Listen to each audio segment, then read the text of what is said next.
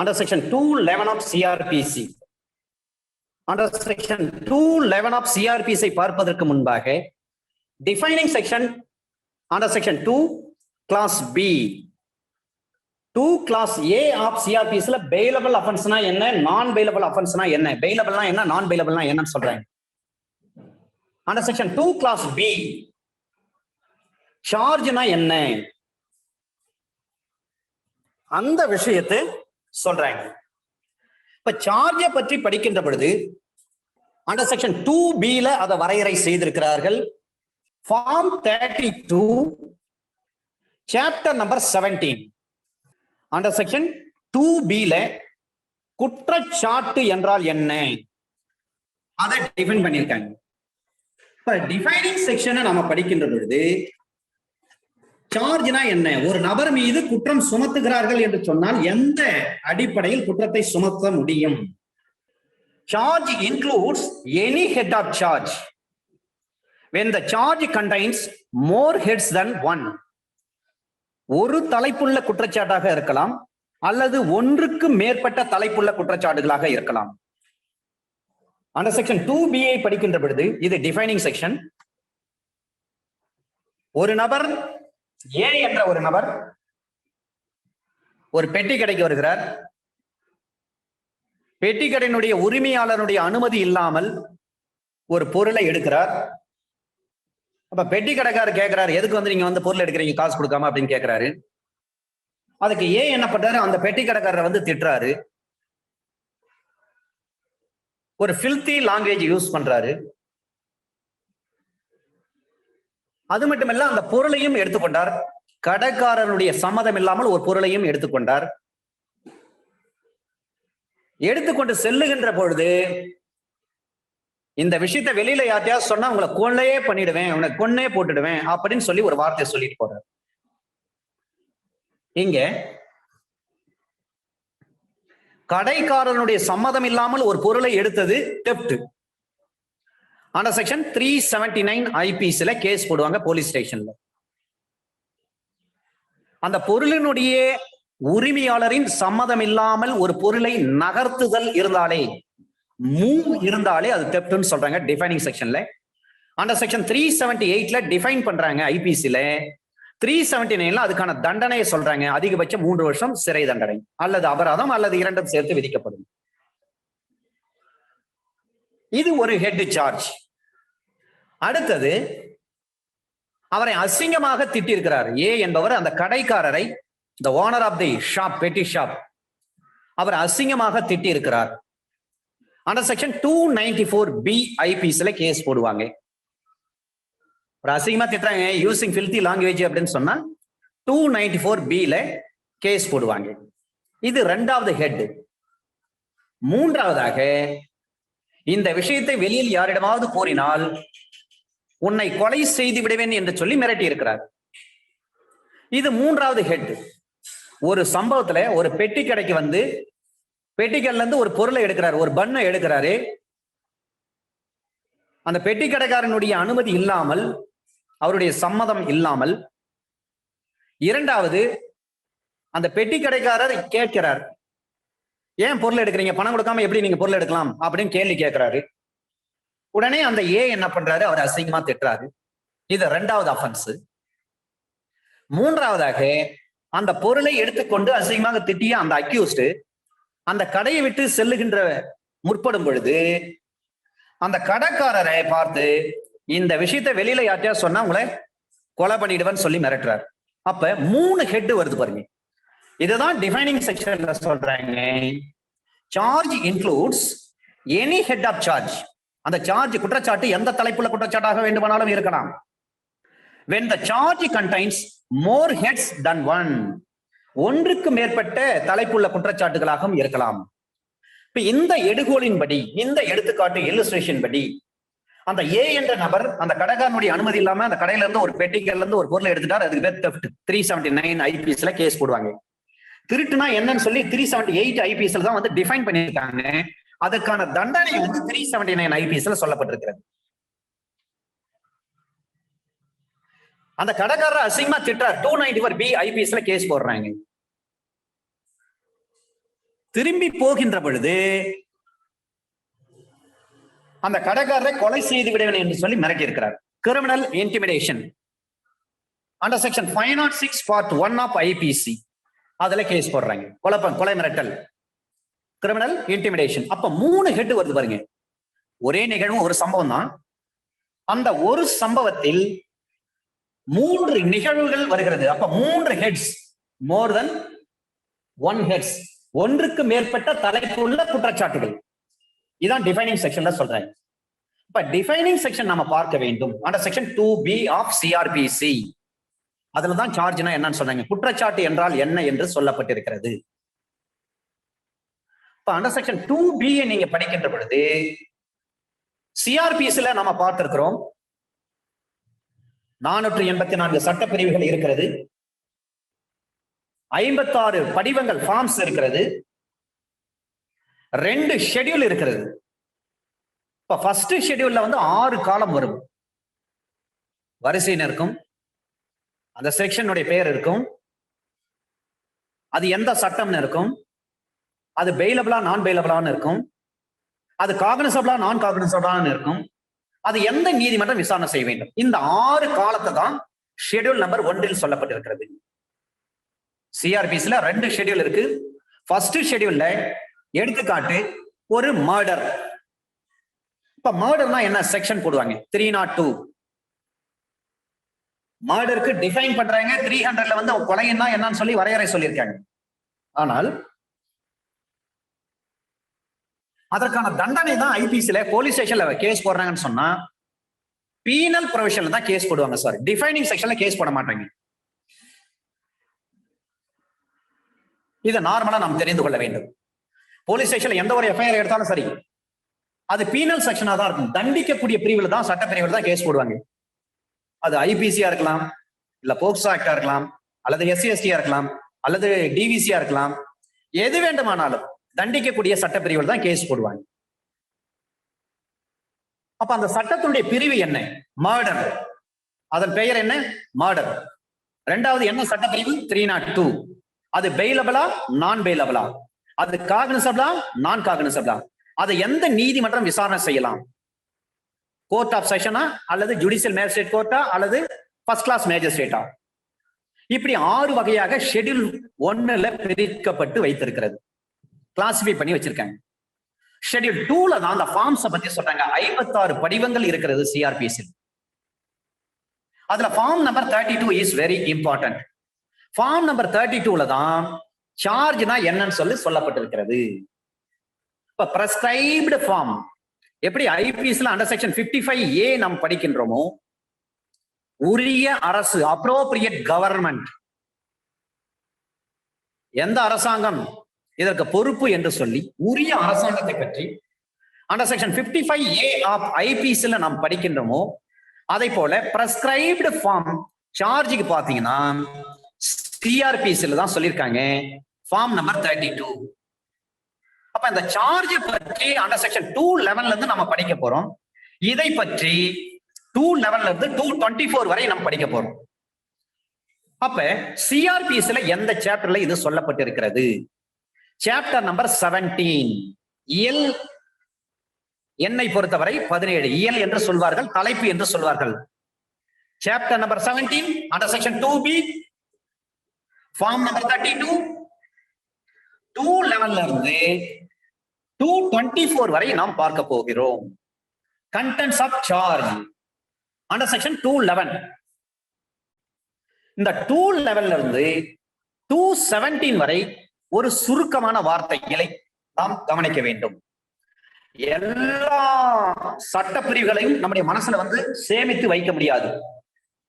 ஒரு சில சுருக்கமான வார்த்தைகளை நாம் நினைவுபடுத்திக் கொண்டால் நாம் அந்த செக்ஷனை மறக்க முடியாது. CUFM இந்தியன் கான்ட்ராக்ட் ஆக்ட்ல நம்ம சொல்லுவோம். C stands for coercion, U stands for undue influence, F stands for fraud, M stands for mistake, misrepresentation. Under section 15, 16, 17, 18, 19 Indian contract ஆக்ட்ல நாம் பார்க்கிறோம். அதை போலத்தான் இந்த சார்ஜை பொறுத்தவரை செக்ஷன் 211 சிஆர்பிசி ஆரம்பித்து 217 வரை ஒரு சுருக்கமான வார்த்தையை நாம் பார்த்துக் கொள்ள வேண்டும். அந்த வார்த்தையின் அடிப்படையில் அப்ரிவேஷன் என்ன? CPM wear, WEAR, CPM wear. இப்ப C stands for contents under section 211. P stands for particulars of charge. C stands for contents of charge under section 211. P stands for particulars of charge under section 212. M stands for manner. W stands for the words of charge under section 214. Under section 215, error of charge. Charge la edavadhu error irukka? Under section 216, alteration of charge. Under section 17, recalling of witness. அதனுடைய முதல் வார்த்தைகளை மட்டும் எடுத்துக்கொண்டோம். CPM Marxist communist கட்சி நம்ம நினைச்சுக்கணும். ஏன்னா CPM கட்சின்னு சொல்லுவாங்க. அது சிபிஎம் வியர், WEAR. வியர்னா நம்ம அணிதல் என்று ஒரு அர்த்தம், ஆடை அணிதல். அப்ப இந்த சிபிஎம் வியர் என்ற வார்த்தையை நாம் நினைவில் வைத்துக் கொண்டால் அந்த செக்ஷன் 211 இருந்து 217 வரை நாம் மறக்க முடியாது. சிபிஎம் வியர் அண்டர் செக்ஷன் 211 ஆரம்பிக்குது. C stands for contents of charge, P stands for particulars of charge, M stands for manner of occurrence, W stands for words of charge, E stands for error of charge, A stands for alteration of charge, R stands for recalling of witness. இப்ப 211 இருந்து 217 வரை நாம் மறக்கவே முடியாது CPM wear. இதுல under section 211 இப்ப தனித்தனியா நம்ம பார்க்க போறோம் ஒவ்வொரு செக்ஷனையும். இதனுடைய கண்டென்ட் சொல்லிட்டோம், சுருக்கமான வார்த்தைகள் சொல்லிட்டோம், அதனுடைய அப்ரிவேஷன் என்னன்னு பார்த்துட்டோம், சிபிஎம் வியர்னா என்னன்னு பார்த்துட்டோம். 211 ஆரம்பிச்சு 217 முடியுது. ஓகே. Under section 211 CrPC 211. இந்த 211 இருக்கக்கூடிய உட்பிரிவுகளை நாம் பார்க்கின்ற பொழுது contents of charge is what? What are the contents of charge? ஒரு குற்றச்சாட்டினுடைய உள்ளடக்கம் எவ்வாறு இருக்க வேண்டும்? ஏன் ஒரு அக்யூஸ்ட் மீது ஒரு சார்ஜ் ஃப்ரேம் பண்றாங்க. இப்ப சார்ஜ் ஃப்ரேம் பண்றாங்கன்னா என்னென்ன விஷயங்களை சொல்லி குற்றச்சாட்டு அணைவாங்க. போலீஸ் ஆபீசர் ஃபைனல் ரிப்போர்ட் கொடுக்குறாங்க. அதுக்கு முன்பாக ஏபிபி அல்லது பிபி கிட்ட கன்சென்ட் வாங்குவாங்க. யார் யாருக்கு எந்தெந்த சார்ஜ் மேட் அவுட் ஆகணும் அவங்களே குறிச்சிருப்பாங்க. அதை கொண்டு வந்து ஃபைனல் ரிப்போர்ட்டா கொண்டு வராங்க, சார்ஜ் ஷீட் போடுறாங்க. சார்ஜ் ஷீட்டை பற்றி under section 173 subsection 2 of CrPC அதுலதான் சொல்றாங்க குற்றப்பத்திரிகை என்றால் என்ன. குற்றப்பத்திரிகை என்றாலும் இறுதி அறிக்கை என்றாலும் ஒன்றுதான். ஃபைனல் ரிப்போர்ட் என்றாலும் சார்ஜ் ஷீட் என்றாலும் ஒன்றுதான். Under section 173 subsection 2 of CrPC குற்றவியல் நடைமுறை சட்டம் பிரிவு 173 உட்பிரிவு 2 படி ஒரு இறுதி அறிக்கை என்றாலும் குற்றப்பத்திரிகை என்றாலும் ஒன்றுதான். அதை எடுத்துக்கொண்ட நீதிமன்றம் குற்றச்சாட்டை எவ்வாறு வணைவது, how the court is going to be framing up charge under section 211. The 211 subsection 1, subsection 2, subsection 3, subsection 4, subsection 7 7 வரை கொடுக்கப்பட்டிருக்கிறது. அதுல 2 எக்ஸ்பிளனேஷன். இதை எல்லாவற்றையும் நாம் நினைவில் வைத்துக் கொள்வது சற்று சிரமமாக இருக்கும். எனவே இதற்கு ஒரு சுருக்கமான ஒரு வார்த்தை, எப்படி 211 இருந்து 217 வரை சிபிஎம் வியர் என்ற வார்த்தை பயன்படுத்தினோமோ அதை போல 211க்கு மட்டும் தனியாக ஒரு வார்த்தை. இந்த 7 உட்பிரிவுகளும் அதில் அடங்கிவிடும். One pinch, ONE, one pinch, PINCH, pinch. Section 211க்கு மட்டும் இந்த வார்த்தை. ஏன்னா 7 உட்பிரிவுகளில் என்னென்ன விஷயங்கள் சொல்லப்பட்டிருக்கிறது என்பதை பற்றி இந்த ஒன் பிஞ்ச் என்ற வார்த்தையில் நாம் தெரிந்து கொள்ள போகிறோம். இது மிக முக்கியம். Name of the offence. முதல்ல அஃபென்ஸ், அந்த அஃபென்ஸுக்கு என்ன பெயர் இருக்கு, நேம் ஆஃப் தி அஃபென்ஸ். ரெண்டாவது அதை பற்றி புரியலன்னு சொன்னா எக்ஸ்பிளைன் பண்ணும். Explain, ONE, O stands for offense. Offense சொன்னாவே under section 40 of IPC உங்களுக்கு நினைவில் வர வேண்டும். O stands for offense. N stands for name of the offense. E stands for explain. என்ன சார்ஜ் புரியல, ஆம்பிகிட்டியா இருக்குது. அப்ப என்ன பண்ண முடியும், அதை எடுத்து விவரித்து சொல்ல வேண்டும் அந்த எதிரிக்கு. உங்கள் மீது இந்த சட்ட பிரிவின்படி குற்றச்சாட்டு வணையப்படுகிறது என்று சொல்லி அந்த அக்யூஸ்டுக்கு எடுத்து சொல்ல வேண்டும். அதான் explain. ONE. O stands for offense. N stands for name of the offense. E stands for explain. அடுத்தது pinch, PINCH. P stands for penal provision. I stands for ingredients. N stands for name of the act. C stands for court language. H stands for habitual offender. இந்த one pinch என்ற வார்த்தையை under section 211க்கு நீங்கள் பொருத்தி பார்க்க வேண்டும். அந்த offence, name of the offence explain பண்ணி அவனுக்கு புரியலன்னு சொன்னா பீனல் ப்ரொவிஷன் போடணும். P stands for penal provision. Ingredients இருந்தா இன்கிரீடியன்ஸ் சொல்லணும். அந்த சட்டத்துக்கு என்ன தலைப்பு, எந்த சட்டத்தின்படி வழக்கு பதிவு செய்யப்பட்டிருக்கிறது, நீதிமன்ற மொழிகள் என்ன, அவர் ஹேபிச்சுவல் அஃபெண்டரா. ஹேபிச்சுவல் அஃபெண்டர் என்று சொன்னாலே ஒரு வழக்கமான குற்றவாளிகள் பற்றி இந்திய தண்டனை சட்டம் பிரிவு 75 குறிப்பிட்டு சொல்லப்பட்டிருக்கிறது. நீதிமன்ற மொழியை பற்றி சொல்கிறார்கள். Court language under article 348 constitution of India 1950, under article 345 constitution of India 1950 ஒரு பாராளுமன்றத்தினுடைய மொழி எவ்வாறு இருக்க வேண்டும்,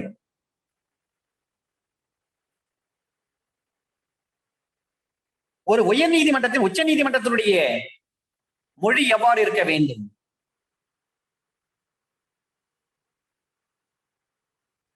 உச்ச நீதிமன்றத்தினுடைய மொழி பொறுத்தவரை இங்கிலீஷ். உச்ச நீதிமன்றம் உயர் நீதிமன்றத்தை பொறுத்தவரை கோர்ட் லாங்குவேஜ் இஸ் இங்கிலீஷ். ஒரு மாநிலத்திற்குள்ள ஒரு உயர் நீதிமன்றத்தின் கீழே இருக்கக்கூடிய, உயர் நீதிமன்றத்தின் கீழே அமைந்திருக்கக்கூடிய நீதிமன்றங்களுடைய மொழிகளை பற்றி பார்க்கின்ற பொழுது அந்த மாநிலத்தினுடைய மக்கள் பேசுகின்ற மொழி எதுவாக இருந்தாலும் அந்த மொழி தான் லோக்கல் லாங்குவேஜ்.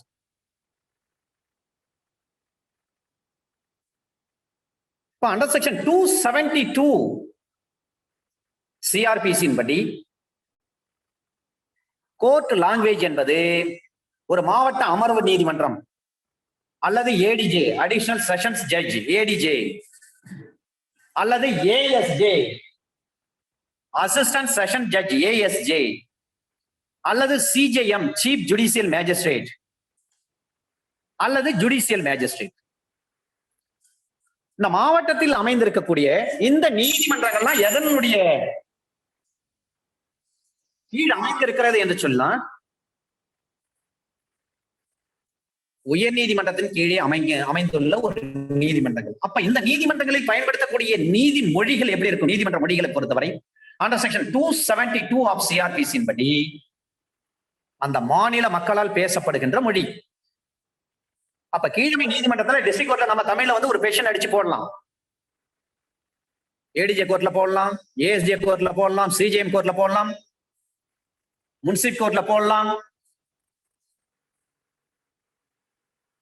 ஒரு ஜுடிஷியல் மேஜிஸ்ட்ரேட் கோர்ட்ல போட முடியும். அண்டர் செக்ஷன் 272 கோர்ட் லாங்குவேஜ் என்ன? ஒரு ஹேபிச்சுவல் அஃபெண்டர் சொன்னா அண்டர் செக்ஷன் 75 ஐபிசியின் படி வழக்கமான குற்றவாளி. ஒரு தெஃப்ட் கேஸ் பண்ணுவாரு, ஒரு தெஃப்ட் பண்ணுவாரு, ஒரு 3 மாசம் ஜெயில மீண்டும் வருவார், சும்மா இருக்க மாட்டார், மீண்டும் ஒரு தப்பு பண்ணுவார். இது வாடிக்கையாவே இருப்பாரு. அவங்களுக்கு தான் போலீஸ் ஸ்டேஷன்ல அண்டர் செக்ஷன் 75 போடுவாங்க.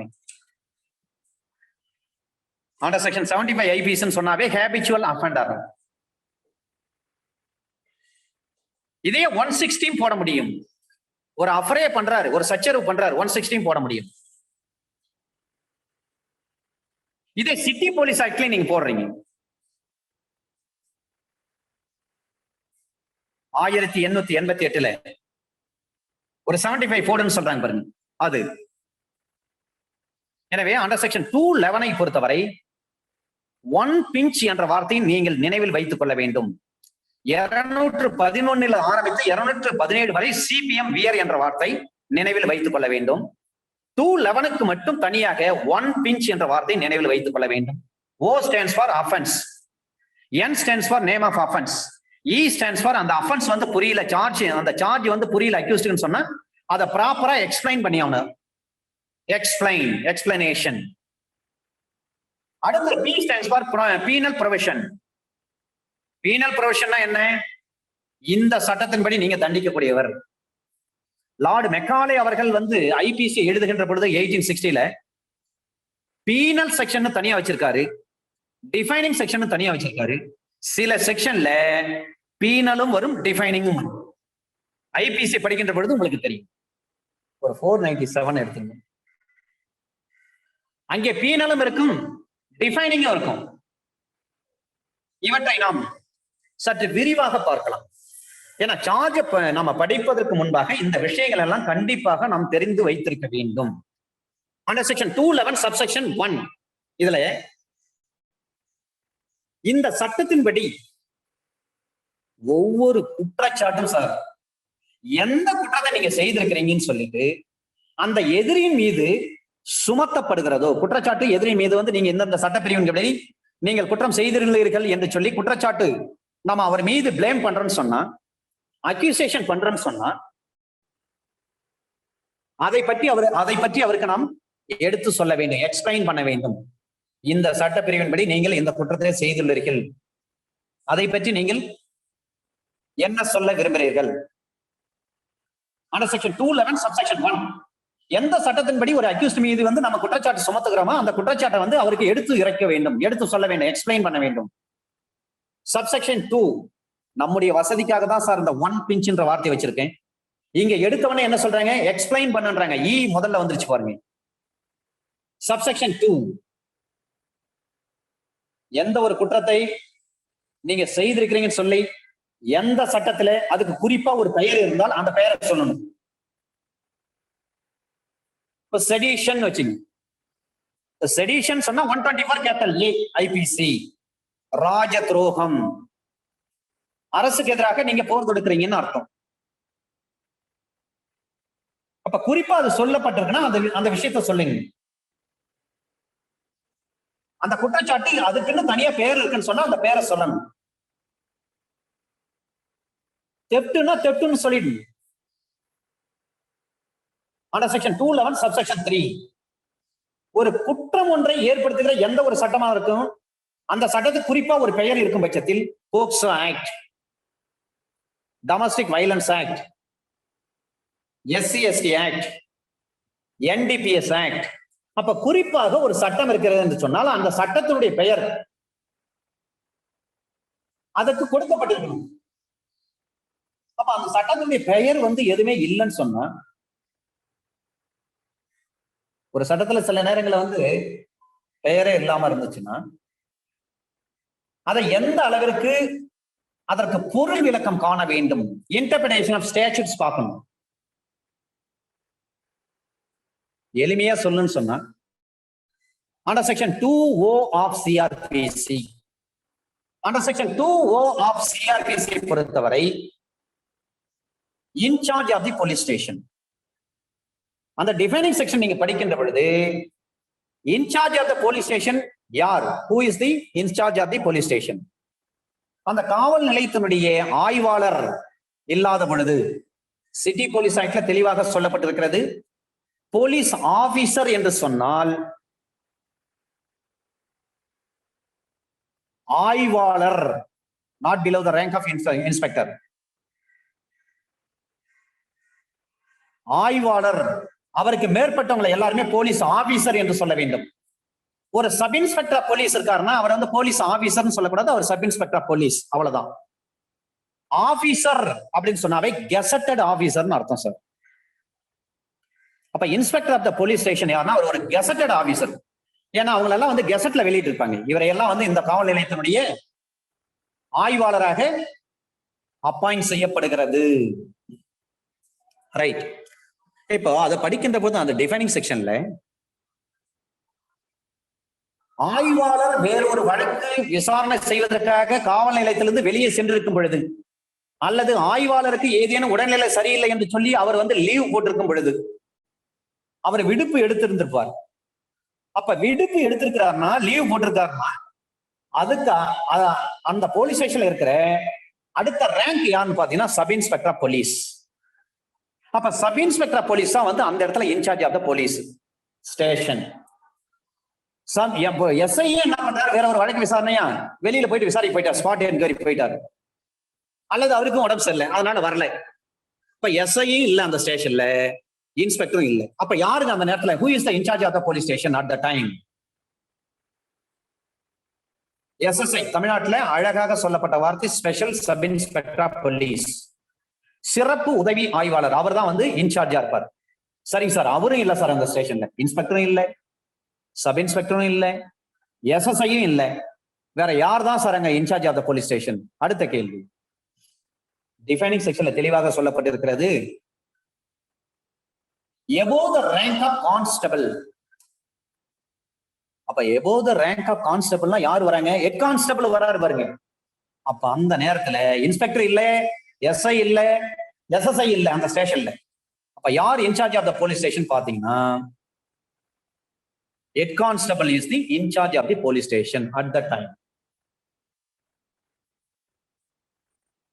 When the absence of inspector or sub inspector or SSI of the concerned police station, the head constable of the police station, he has to be acted as the in charge of the police station. ஒரு சட்டத்துல சில விஷயங்கள் வந்து தெளிவாக சொல்லப்படவில்லை என்று சொன்னால் சட்டத்தை இப்படித்தான் பொருள் விளக்கம் காண வேண்டும். ஐபிஎஸ்ல நீங்க படிக்கிறீங்க, அண்டர் செக்ஷன் 8 நீங்க படிக்கிறீங்க. அப்ப படிக்கின்ற பொழுது he என்று வந்தால் she என்று எடுத்துக்கொள்ள வேண்டும், she என்று வந்தால் he என்று எடுத்துக்கொள்ள வேண்டும். நாம் அதை பார்க்கிறோமா இல்லைங்களா? செக்ஷன் 8, செக்ஷன் 10, செக்ஷன் 11 இதெல்லாம் வந்து டிஃபைனிங் ஐபிஎஸ்ல நீங்க படிக்கின்ற பொழுது மிக முக்கியமாக நீங்கள் தெரிந்து கொள்ள வேண்டும். செக்ஷன் 8ல என்ன சொல்றாங்க? ஜெண்டர். ஐபிஎஸ்ல அண்டர் செக்ஷன் 8 he என்று வந்தால் அந்த இடத்தில் she என்று எடுத்துக்கொள்ள வேண்டும், she என்று வந்தால் அந்த இடத்தில் he என்று எடுத்துக்கொள்ள வேண்டும், அவன் என்பதை அவள் என்றும் அவள் என்பதை அவன் என்றும் எடுத்துக்கொள்ள வேண்டும். அப்ப லா இப்படிதான், law can be presumed like this. இதுவாதுதான் நீதிமன்றம் கருத்தில் எடுத்துக்கொள்வார்கள். அதே போல செக்ஷன் 11 பாருங்க, ஐபிசில பர்சன் இருக்கும். Person, there are two types of persons are there. Natural person. Second one is artificial person. ஒரு கம்பெனி firm இதெல்லாம் வருது, அல்லது ஒரு குரூப் ஆஃப் இண்டிவிஜுவல்ஸ் இருக்கிறாங்க, ஒரு குழுவா அமைச்சிருக்காங்க, ஒரு சங்கம் அமைச்சிருக்காங்க, ஒரு கிராமத்தினுடைய நற்பணி சங்கம், நற்பணி மன்றம், ஒரு சொசைட்டி, ஒரு கோஆபரேட்டிவ் சொசைட்டி, இதெல்லாம் எதுல வரும்? ஒரு ஃபேக்டரி கம்பெனி, ஒரு firm, whether it registered or not, whether it is incorporated or not, அது எல்லாமே ஆர்டிபிஷியல் பர்சன், செயற்கையான நபர்கள். Under section 11 of IPC. அதை போலதான் இப்ப நம்ம chapter number 17 under section defining செக்ஷன்ல 2B சார்ஜ்னா என்ன, ஃபார்ம் நம்பர் 32 இதெல்லாம் அண்டர் செக்ஷன் 211 இருந்து நாம் பார்க்கிறோம். இப்ப 211 சப்செக்ஷன் 1 சொல்றாங்க, ஒரு அக்யூஸ்ட் மீது ஏதேனும் குற்றம் சுமத்தப்பட்டு இருந்தால் அதை பற்றி அவருக்கு விளக்கி சொல்ல வேண்டும். சப்செக்ஷன் 1. சப்செக்ஷன் 2ல சொல்றாங்க அந்த குற்றத்துக்கு சரியான பெயர் ஏதாவது குறிப்பிடப்பட்டதுன்னா அந்த பெயரை சொல்லியிருக்கணும். சப்செக்ஷன் 3 அதுல பெயர் வந்து சரியா சொல்லப்படாமல் விடுபட்டு இருந்தால் presumption of law is what? அந்த குற்றச்சாட்டு தொடர்பாக அதில் பெயர் இல்லாவிட்டாலும் அந்த அதுக்கான அந்த குற்றச்சாட்டுக்கு பொருள் விளக்கத்தை காண வேண்டும். அந்த குற்றத்திற்குரிய பொருள் விளக்கம் என்ன? Interpretation of offence. அந்த பொருள் விளக்கத்தை பற்றி எதிரிக்கு எந்த அளவுக்கு முடியுமோ அந்த அளவுக்கு அவருக்கு என்ன பண்ணும்? எடுத்து சொல்ல வேண்டும், அறிவிக்க வேண்டும். அந்த செக்ஷன் 211 சப்செக்ஷன் 4 எந்த சட்டம் அல்லது எந்த சட்டத்தினுடைய பிரிவுக்கு விரோதமாக அந்த குற்றம் செய்யப்பட்டிருப்பதாக சொல்லப்படுகிறதோ இந்த சட்டத்துக்கு எதிராக தான் அந்த குற்றம் அல்லது இந்த சட்டத்தில் சொல்லப்பட்டிருக்கிற இந்த சட்ட பிரிவுக்கு எதிராக தான் இந்த குற்றம் செய்யப்பட்டிருக்கிறது. எனவே அந்த சட்டமும் அந்த சட்டத்தினுடைய பிரிவும் அந்த குற்றச்சாட்டில் சொல்லப்பட்டிருக்க வேண்டும். நீங்க சார்ஜ் ஷீட்டை எடுத்து பாருங்க. அக்யூஸ்ட் மேல A1 மீது 294 B 323 506 part 1 ஐபிசியின் படி அந்த வார்த்தை வரும், ஈதாசா பிரிவின் படி, அல்லது section 4 of woman harassment act. அப்ப செக்ஷன் 4 வருகிறது. அது மட்டுமல்ல, அந்த சட்டத்தினுடைய தலைப்பு, அந்த சட்டத்தினுடைய தலைப்பு என்ன? Woman harassment act, prohibition of woman harassment act. எனவே அந்த சட்ட பிரிவும் சொல்லப்பட்டிருக்கும், அந்த சட்டத்தினுடைய தலைப்பும் சொல்லப்பட்டிருக்கும். இதுதான் அண்டர் செக்ஷன் 211 சப்செக்ஷன் 4. சப்செக்ஷன் 5 ஒரு குற்றச்சாட்டு, ஒரு குற்றம் செய்யப்பட்டுள்ளதாக ஒருவர் மீது குற்றம் சுமத்தப்படுகின்ற பொழுது அவ்வாறு சாட்டப்பட்ட அந்த குற்றம் உருவாவதற்கு எந்த சட்டத்தின்படி அதுக்கான இன்கிரீடியன்ஸ் என்னென்ன? தெஃப்ட்னா என்னன்னு சொல்றாங்க? தெஃப்ட்னா என்ன இன்கிரீடியன்ஸ்? ஏ என்ற ஒரு நபர் பி என்பவருக்கு ஒருவர் மற்றொருவருடைய பொருளை, அதுவும் தெஃப்ட் பொறுத்தவரை அசையும் பொருள் தான், மூவபிள் தான், அவருடைய சம்மதம் இல்லாமல், அப்ப அந்த பொருள் வந்து ஒரு செகண்ட் பார்ட்டிக்கு சொந்தமா இருக்கணும். ரெண்டாவது, அந்த பொருளினுடைய உரிமையாளர் யாரோ, who is the owner of the ப்ராப்பர்ட்டியோ, அவருடைய கன்சென்ட் இல்லாம அந்த பொருள் எடுக்கப்பட்டிருக்க வேண்டும். இதுதான் அதனுடைய இன்கிரீடியன்ஸ். எனவே ஒருவர் மீது ஒரு குற்றச்சாட்டு சுமத்தப்படுகிறது என்று சொன்னால் அந்த குற்றச்சாட்டுக்கான உட்கூறுகள் என்ன, அந்த உட்கூறுகளை பற்றியும் அதில் ஏதேனும் கண்டிஷன்ஸ் இருந்தால் அந்த கண்டிஷன்ஸ் பற்றியும் அந்த வழக்கில்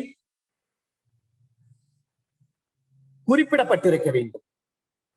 அந்த வழக்கில் நீங்கள் இந்த சட்டப்பிரிவின் கீழ் இருக்கக்கூடிய இன்கிரீடியன்ஸ் படி அல்லது கண்டிஷன்ஸ் படி இது ஃபுல்ஃபில் ஆகுது, நீங்கள் செய்த செயல் இந்த குற்றத்துக்கு பொருந்தி வருகிறது. சில பேர் சொல்லுவாங்க ஒரு டிஃபென்ஸ் இருக்கு. மேஜர் சிங் என்ற ஒரு வழக்கு, அந்த மேஜர் சிங் வழக்குல ஒரு மைனர் பெண்ணை வந்து அவர் என்ன பண்ணிடுறாரு, பாலியல் பலாத்காரம் செஞ்சிட்டார். வழக்கு உச்ச நீதிமன்றம் போகுது. அப்ப சுப்ரீம் கோர்ட்ல அவர் எடுக்கிற டிஃபென்ஸ் என்னன்னா, இந்த சார்ஜ் பாருங்க, என் மேல வந்து 379ல வந்து கேஸ் போட்டிருக்காங்க, சாரி வந்து கேஸ் போட்டிருக்காங்க. 376 பாத்தீங்கன்னா punishment for rape, punishment for rape. ஒரு பாலியல் பலாத்காரம் செய்தால், ஒரு கற்பழிப்பு குற்றத்தை செய்தால் அதற்கான தண்டனை பற்றி ஐபிஎஸ்ல சொல்லப்பட்டிருக்கிறது. ஐபிஎஸ்ல 376 ஐபிஎஸ்ல கேஸ் போடுறாங்க. இப்ப இந்த மேஜர் சிங் வழக்குல என்ன டிஃபென்ஸ் எடுக்கிறாருன்னா, சுப்ரீம் கோர்ட்ல ஒரு பெண்ணை கற்பழித்து இருந்தால்தான் 376 மேட் அவுட் ஆகும், பொருந்தும். ஆனா இங்க பாத்தீங்கன்னா அவங்க வந்து மைனர், அவங்க குழந்தைவங்க, அதனால 376 வந்து பொருந்தாதுன்னு சொல்றாங்க. அப்ப உச்ச நீதிமன்றம் அதற்கு பொருள் விளக்கம் காண்றாங்க. இன்டர்பிரேஷன் ஆஃப் ஸ்டாட்யூட்ஸ், சட்ட பொருள் விளக்கம். 376ல பெண் என்ற வார்த்தை தான் சொல்லப்பட்டிருக்கிறது, அங்கே மேஜர் மைனர் என்ற வார்த்தை கிடையாது. அதன் பிறகு அந்த சட்டங்கள்ல வந்து சில விஷயங்களை வந்து திருச்சி வச்சிருக்கிறாங்க. போக்சோ ஆக்ட் எல்லாம் வந்திருக்கு, இதே 376லயும் நிறைய விஷயங்கள் வந்திருக்கு, சொல்லப்பட்டிருக்கு. 12 வயது கீழே ஒரு பெண் குழந்தையை ரேப் பண்ணா என்னென்ன தண்டனை, 16 வயசு கீழே இருக்கிறவங்கள ஒரு கேங் ரேப் பண்ணா என்ன தண்டனை, இப்படி நிறைய வகைப்படுத்திருக்காங்க. அதை ஒரு தனி கிளாஸ்ல நாம பார்க்கலாம். இப்ப மேஜர் சிங் வழக்குல என்ன சொல்றாங்க சுப்ரீம் கோர்ட், பெண் என்ற வரையறைக்குள் பிறந்த குழந்தையும் பொருந்தும். பிறந்த ஒரு பெண் குழந்தையும் பொருந்தும். பெண் என்ற வரையறைக்குள் வருகிறார்கள். அங்க வந்து மைனரா மேஜரான்னு பார்க்க முடியாது. பெண் என்றால் பெண் குழந்தையாக இருந்தாலும் சரி, அல்லது மேஜரானவங்களா இருந்தாலும் சரி, மைனர் பெண் குழந்தையாக இருந்தாலும் சரி, அல்லது மேஜரான ஒரு பெண்ணாக இருந்தாலும் சரி, அவங்க பெண்ணு தான். 376 பொருந்தும். உங்களுக்கு கொடுத்த தண்டனை செல்லும். அப்ப கோர்ட் எப்படி இன்டர்பிரேட் பண்றாங்க பாருங்க அந்த வழக்கு. அது மாதிரி நிறைய வழக்குகள் இருக்கிறது.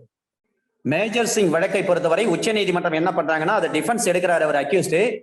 நான் வந்து அண்டர் செக்ஷன் 376 பொறுத்தவரை மேஜரான பெண்களுக்கு தான் பொருந்தும் அப்படின்னு சொல்றாரு. அப்ப உச்ச நீதிமன்றம் அதற்கு பொருள் விளக்கம் காண்கிறார்கள். அண்டர் செக்ஷன் 376 பொறுத்தவரை 375 நீங்க படிச்சீங்கன்னா தெரியும். அதுல பெண் என்ற வார்த்தை தான் சொல்லப்பட்டிருக்கிறது.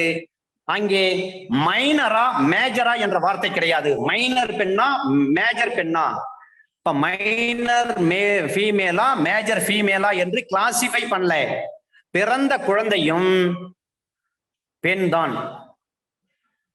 எனவே அந்த மைனர் பெண்ணோடு நீங்க வந்து செக்ஷுவல் இன்டர்கோர்ஸ் வச்சது சட்டப்படி குற்றம். எனவே உங்களுக்கு கீழமை நீதிமன்றத்தால் விதிக்கப்பட்ட அந்த தண்டனை, விசாரணை நீதிமன்றத்தால் விதிக்கப்பட்ட அந்த தண்டனை உறுதிப்படுத்தப்படுகிறது. என்னைக்குமே கீழமை நீதிமன்றம் என்ற வார்த்தை பயன்படுத்தாதீங்க, ட்ரையல் கோர்ட் என்று சொல்லுங்கள். ஒரு ஜுடிஷியல் மேஜிஸ்ட்ரேட் ஒரு வழக்கை விசாரித்து தீர்ப்பு சொல்றாருன்னு சொன்னா அது வந்து விசாரணை நீதிமன்றம் என்ற வார்த்தை பயன்படுத்துங்க. ஜேஎம்மா இருக்கிறதுனால கீழமை நீதிமன்றம் என்ற வார்த்தை பயன்படுத்தாதுங்க தயவு செய்து. விசாரணை நீதிமன்றம், அப்பதான் அது ஒரு கண்ணியமான வார்த்தை, ஒரு அழகான வார்த்தை. விசாரணை நீதிமன்றத்தால் தண்டனை கொடுக்கப்பட்டது அல்லது வந்து விடுதலை செய்யப்பட்டது அப்படி சொல்லுங்க. அப்ப நீதிமன்றம் எதை கணக்கில் எடுத்துக்கிறாங்க? அந்த சட்ட பொருள் விளக்கம் காண்கிறார்கள். ஒரு சட்டத்துல வந்து தெளிவா இல்லை, எந்த பிரிவுன்னு தெளிவா சொல்லல. அப்ப சட்டத்துல சொல்லப்பட்டிருக்க இன்கிரீடியன்ஸ் என்ன, இன்கிரீடியன்ஸ் பாருங்க. அதை நீதிமன்றம் எவ்வாறு வந்து இன்டர்பிரேட் பண்ண முடியும்? அப்ப சட்ட பொருள் விளக்கம் அளித்து அவருக்கு விளக்க வேண்டும் அந்த எதிரிக்கு, அக்யூஸ்ட். சப்செக்ஷன் 5ல சொல்றாங்க, அந்த குற்றச்சாட்டு சம்பந்தமாக அந்த குற்றம் உருவாவதற்கு என்னென்ன தேவையான நிபந்தனைகள் இன்கிரீடியன்ஸ் இருக்கிறதோ அது எல்லாமே பூர்த்தி அடைந்திருக்கிறது, ஃபுல்ஃபில் ஆயிருக்கிறதுன்னு அர்த்தம். சே ஃபார் எக்ஸாம்பிள் ஒரு தெப்ட் கேஸ் வச்சுங்க. தெப்ட பொறுத்தவரையிலையும் அசையும் பொருளை அவர் நகர்த்தி இருந்தாலே, அசையும் பொருள் ஒன்று இருக்க வேண்டும், அதை நகர்த்தப்பட்டிருக்க வேண்டும்.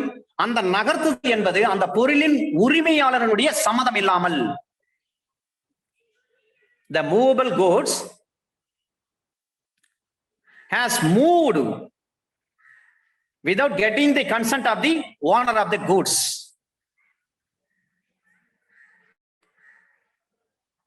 இப்ப இந்த இடத்துல வந்து தெப்ட்ன்றது இல்ல சார், நான் வந்து ஒரு நேரா அந்த பெட்டி கடைக்கு போனேன் சார், கல்லாங்க நான் சும்மா அந்த டிராவை இழுத்துதான் சார் பார்த்தேன், நான் பொருள் எல்லாம் பணம் எல்லாம் எதுவும் எடுக்கல சார். பாக்ஸ் மேல பணம் வச்சிருந்தாங்க சார், அந்த பணத்தை சும்மா ஏன் இங்க இருக்குதுன்ட்டு ஒரு துளி இப்படி நவுத்தணும் சார், நகர்த்தி வைத்தேன், அதுக்கு போயிட்டு என்ன திருட்டுக்கு வெட்டுறோம் சொல்லிட்டாங்க, என்ன திருடிட்டேன்னு சொல்லிட்டாங்க சார் அப்படின்னு சொல்ல முடியாது. அப்ப சட்டம் எப்படி பார்க்கறாங்க? அந்த பொருள் நகப்பட்டு இருந்தாலே which amounts to crime, அது குற்றம். அப்ப அதனுடைய இன்கிரீடியன்ஸ் ஃபுல்ஃபில் ஆகுதா என்னன்னு பார்க்கணும். அந்த சட்ட பிரிவில் சொல்லப்பட்டிருக்கக்கூடிய ingredients fulfil ஆனாதான்.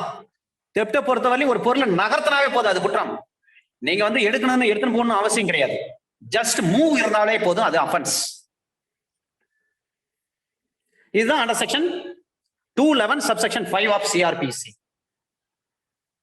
Under section 211 subsection 6ல சொல்றாங்க, அந்த குற்றச்சாட்டு நீதிமன்ற மொழியில் இருக்க வேண்டும்.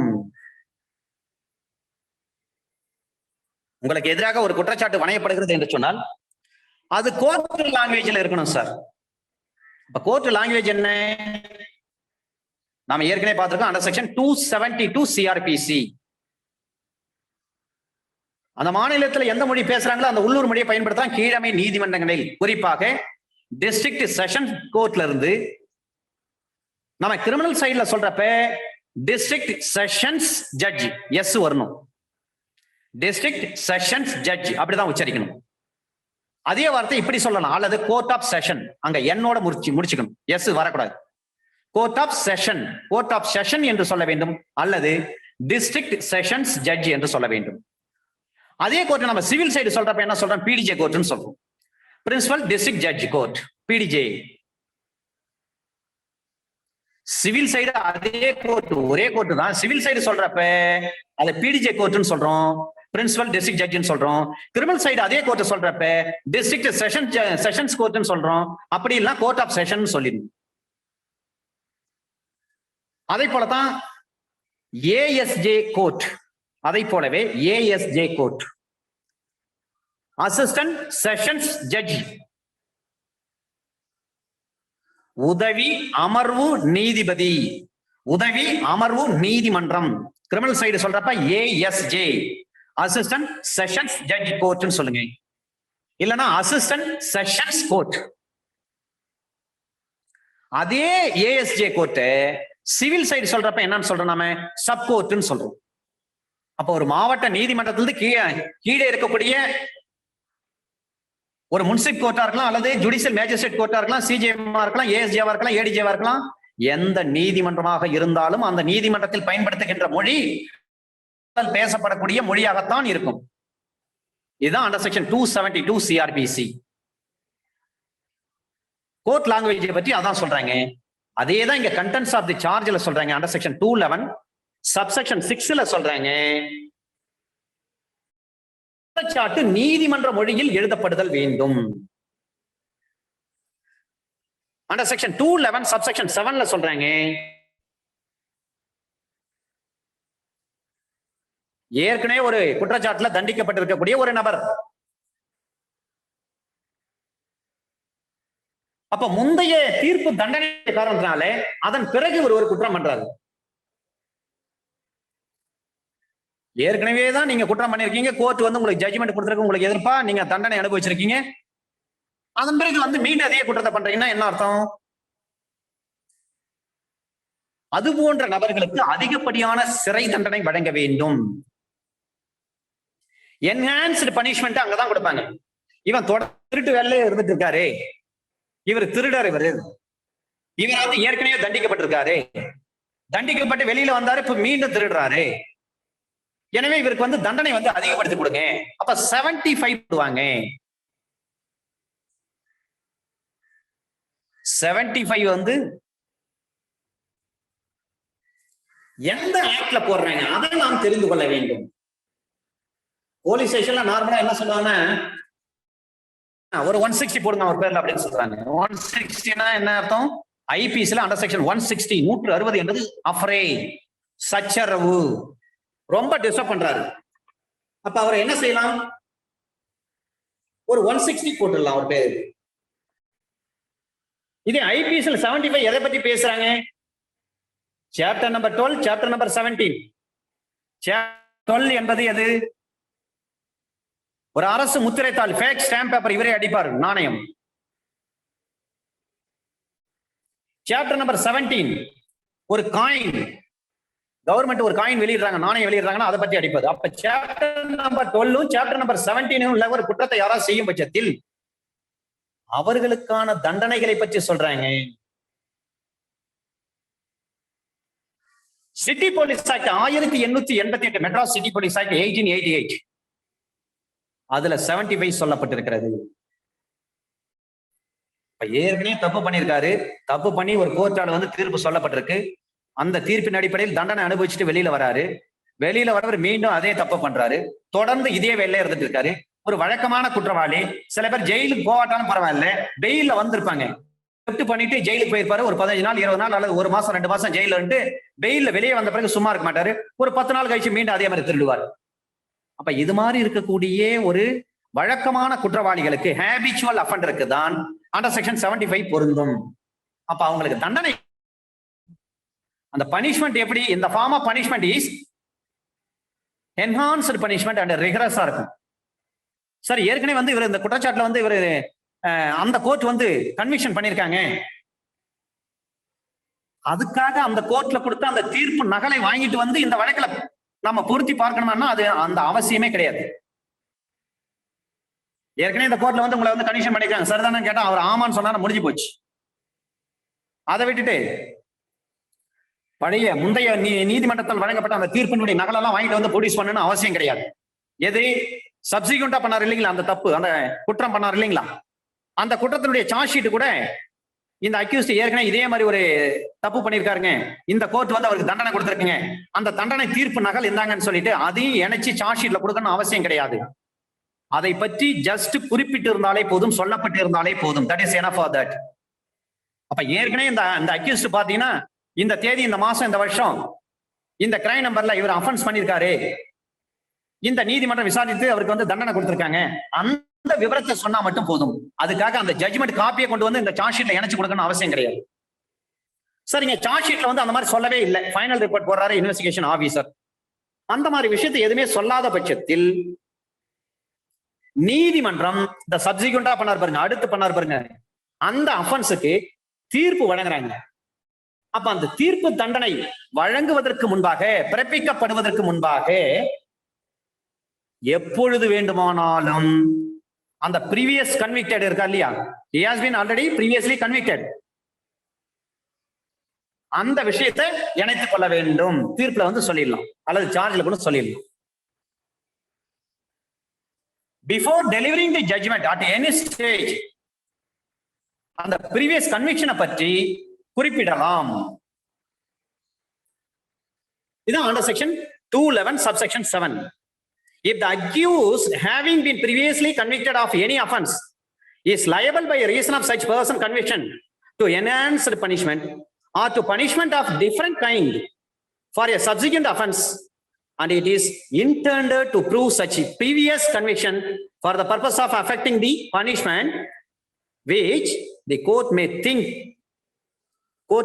fit to award for the subsequent offense, the fact, date of the place of previous conviction shall be stated in the charge, and if such a statement has been omitted, the court may add it at any time before sentence is passed, before delivering of judgment. தீர்ப்பு வழங்குவதற்கு முன்பாக அவற்றை, அந்த முந்தைய தண்டனை, அதனுடைய விவரங்களை, அதனுடைய தேதி, மாதம், வருடம், குற்ற எண், அது எல்லாவற்றையும் சேர்த்துக் கொள்ளலாம். அந்த செக்ஷன் 211, இந்த 211 பற்றி நீங்க மறக்கவே கூடாது சார்.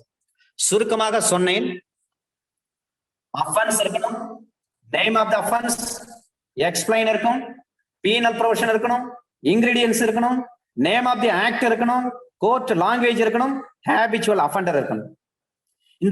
இந்த விஷயங்கள் அனைத்தும் சேர்ந்ததுதான் ஒரு குற்றச்சாட்டு, அதுதான் சார்ஜ்.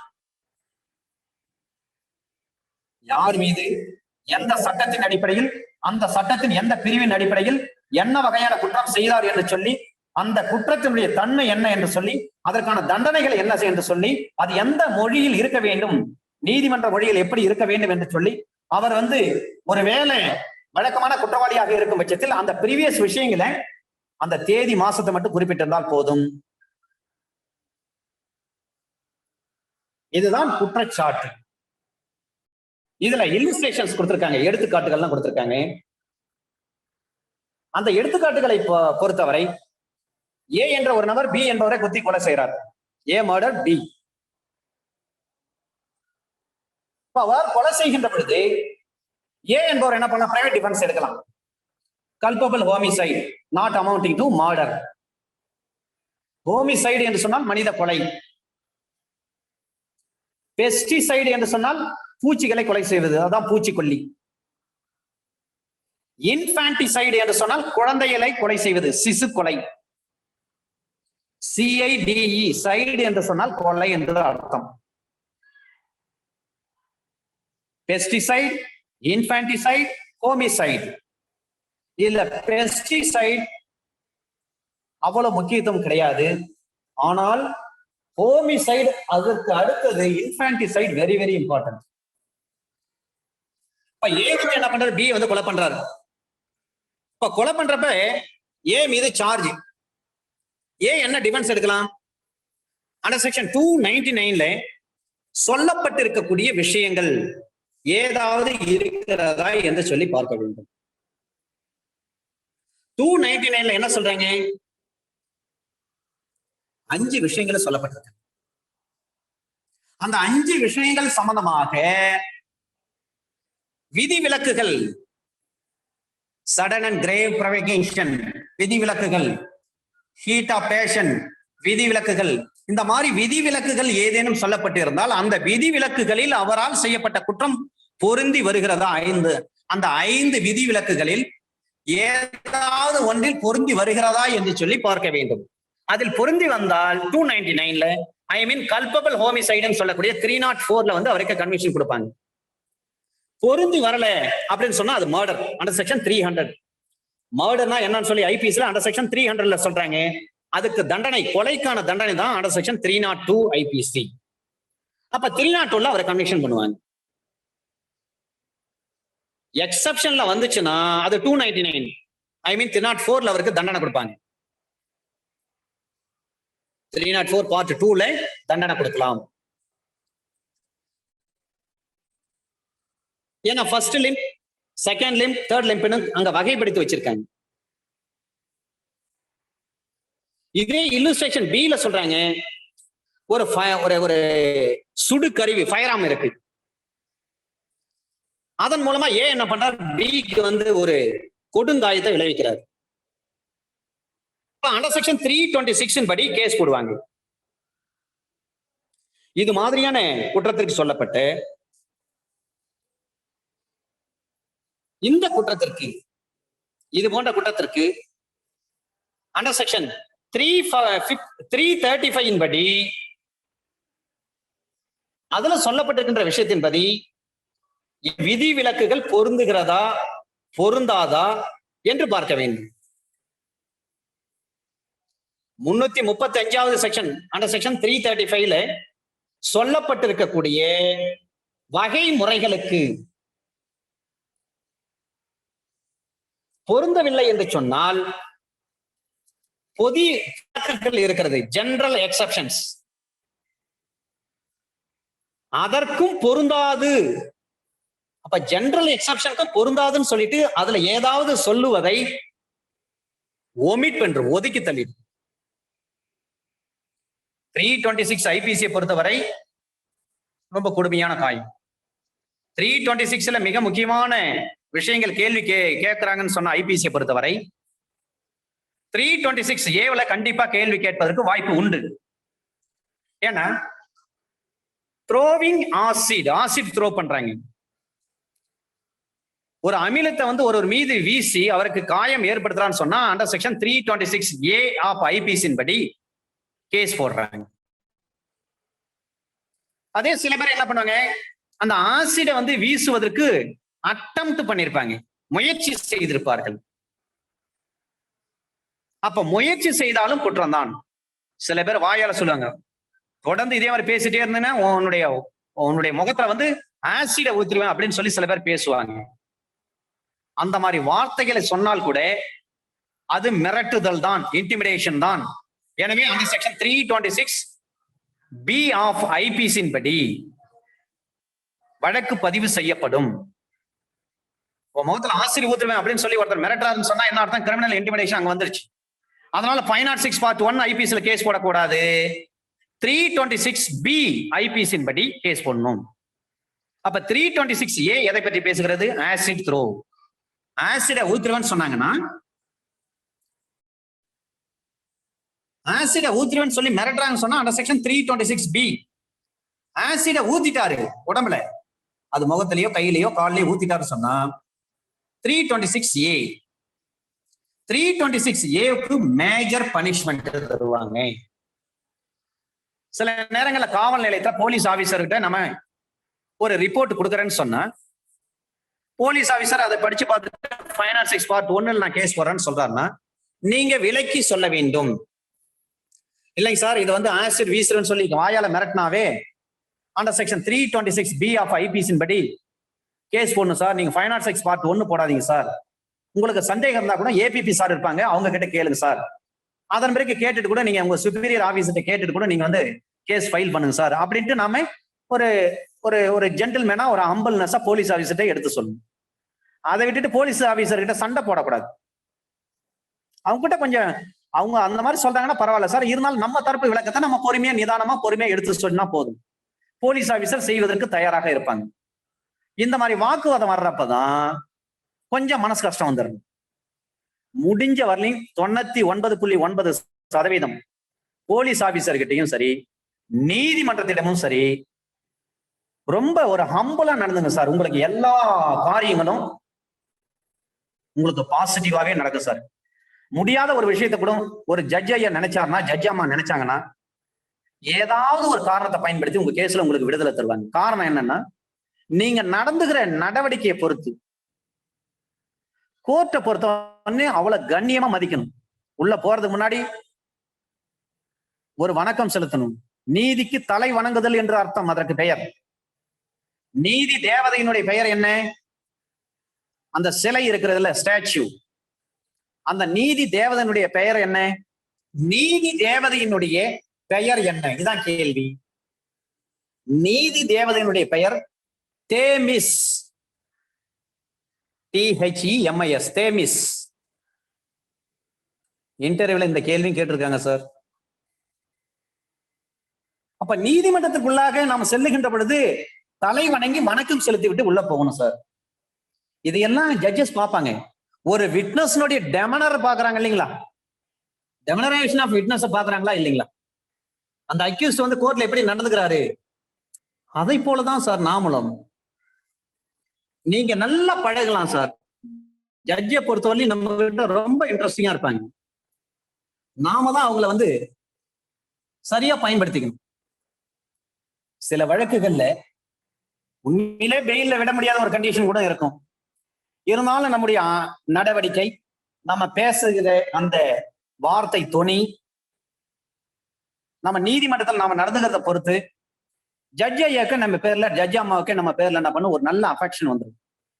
இந்த அட்வொகேட் சார் வந்தாருன்னா ரொம்ப டீசெண்டா நடந்துக்குவாரு, எந்த பிரச்சனையும் பண்ண மாட்டாரு, அழகா வருவாரு, அவருக்கு தேவை என்னவோ அதை பேசுவார், போயிட்டே இருப்பாரு. அனாவசியமா கோர்ட்ல வந்து மற்ற வக்கீல்கிட்ட சத்தம் போட்டு பேசுவது அல்ல சேரை பிடிச்சி ரொம்ப சவுண்ட் வர மாதிரி இழுப்பாங்க சில பேர் உட்கார்றது. அந்த மாதிரி சின்ன டிஸ்டர்ப் கூட பண்ண மாட்டாங்க. கோர்ட் ஸ்டாஃப் கிட்ட கூட ரொம்ப கைண்டா நடந்துக்குவாங்க. நீங்க அந்த மாதிரிலாம் செயல்படும் பட்சத்தில் உங்களுக்கு நிறைய நன்மை கிடைக்கும் நீதிமன்றத்தின் மூலமாக. கோர்ட் ஆபீசர் அதெல்லாம் வெளிப்படையா சொல்ல மாட்டாங்க. நீங்க ஒவ்வொரு நன்மையும் நீங்க அனுபவிக்கிறப்பதான் தெரியும். ஏன் ஜட்ஜ் ஐயா வந்து இதுக்கு நியாயமா பார்த்து அந்த ஸ்டூடெண்ட்டை ரிஜெக்ட் பண்ணிருக்கணுமே, எப்படி அக்செப்ட் பண்ணாரு? ஜட்ஜ் ஐயா மனசுல என்ன நினைச்சிருப்பாங்க, ஜட்ஜ் அம்மா மனசுல என்ன நினைச்சிருப்பாங்கன்னு உங்ககிட்ட வெளிப்படையா சொல்ல மாட்டாங்க. உங்க வழக்கு சம்பந்தமா போகின்ற பொழுதுதான் என்ன பண்ணுவாங்க, அதுல ஏதாவது டிஃபெக்ட் இருந்தா கூட அந்த டிஃபெக்டை வந்து மன்னிச்சு அதை அக்செப்ட் பண்ணுவாங்க.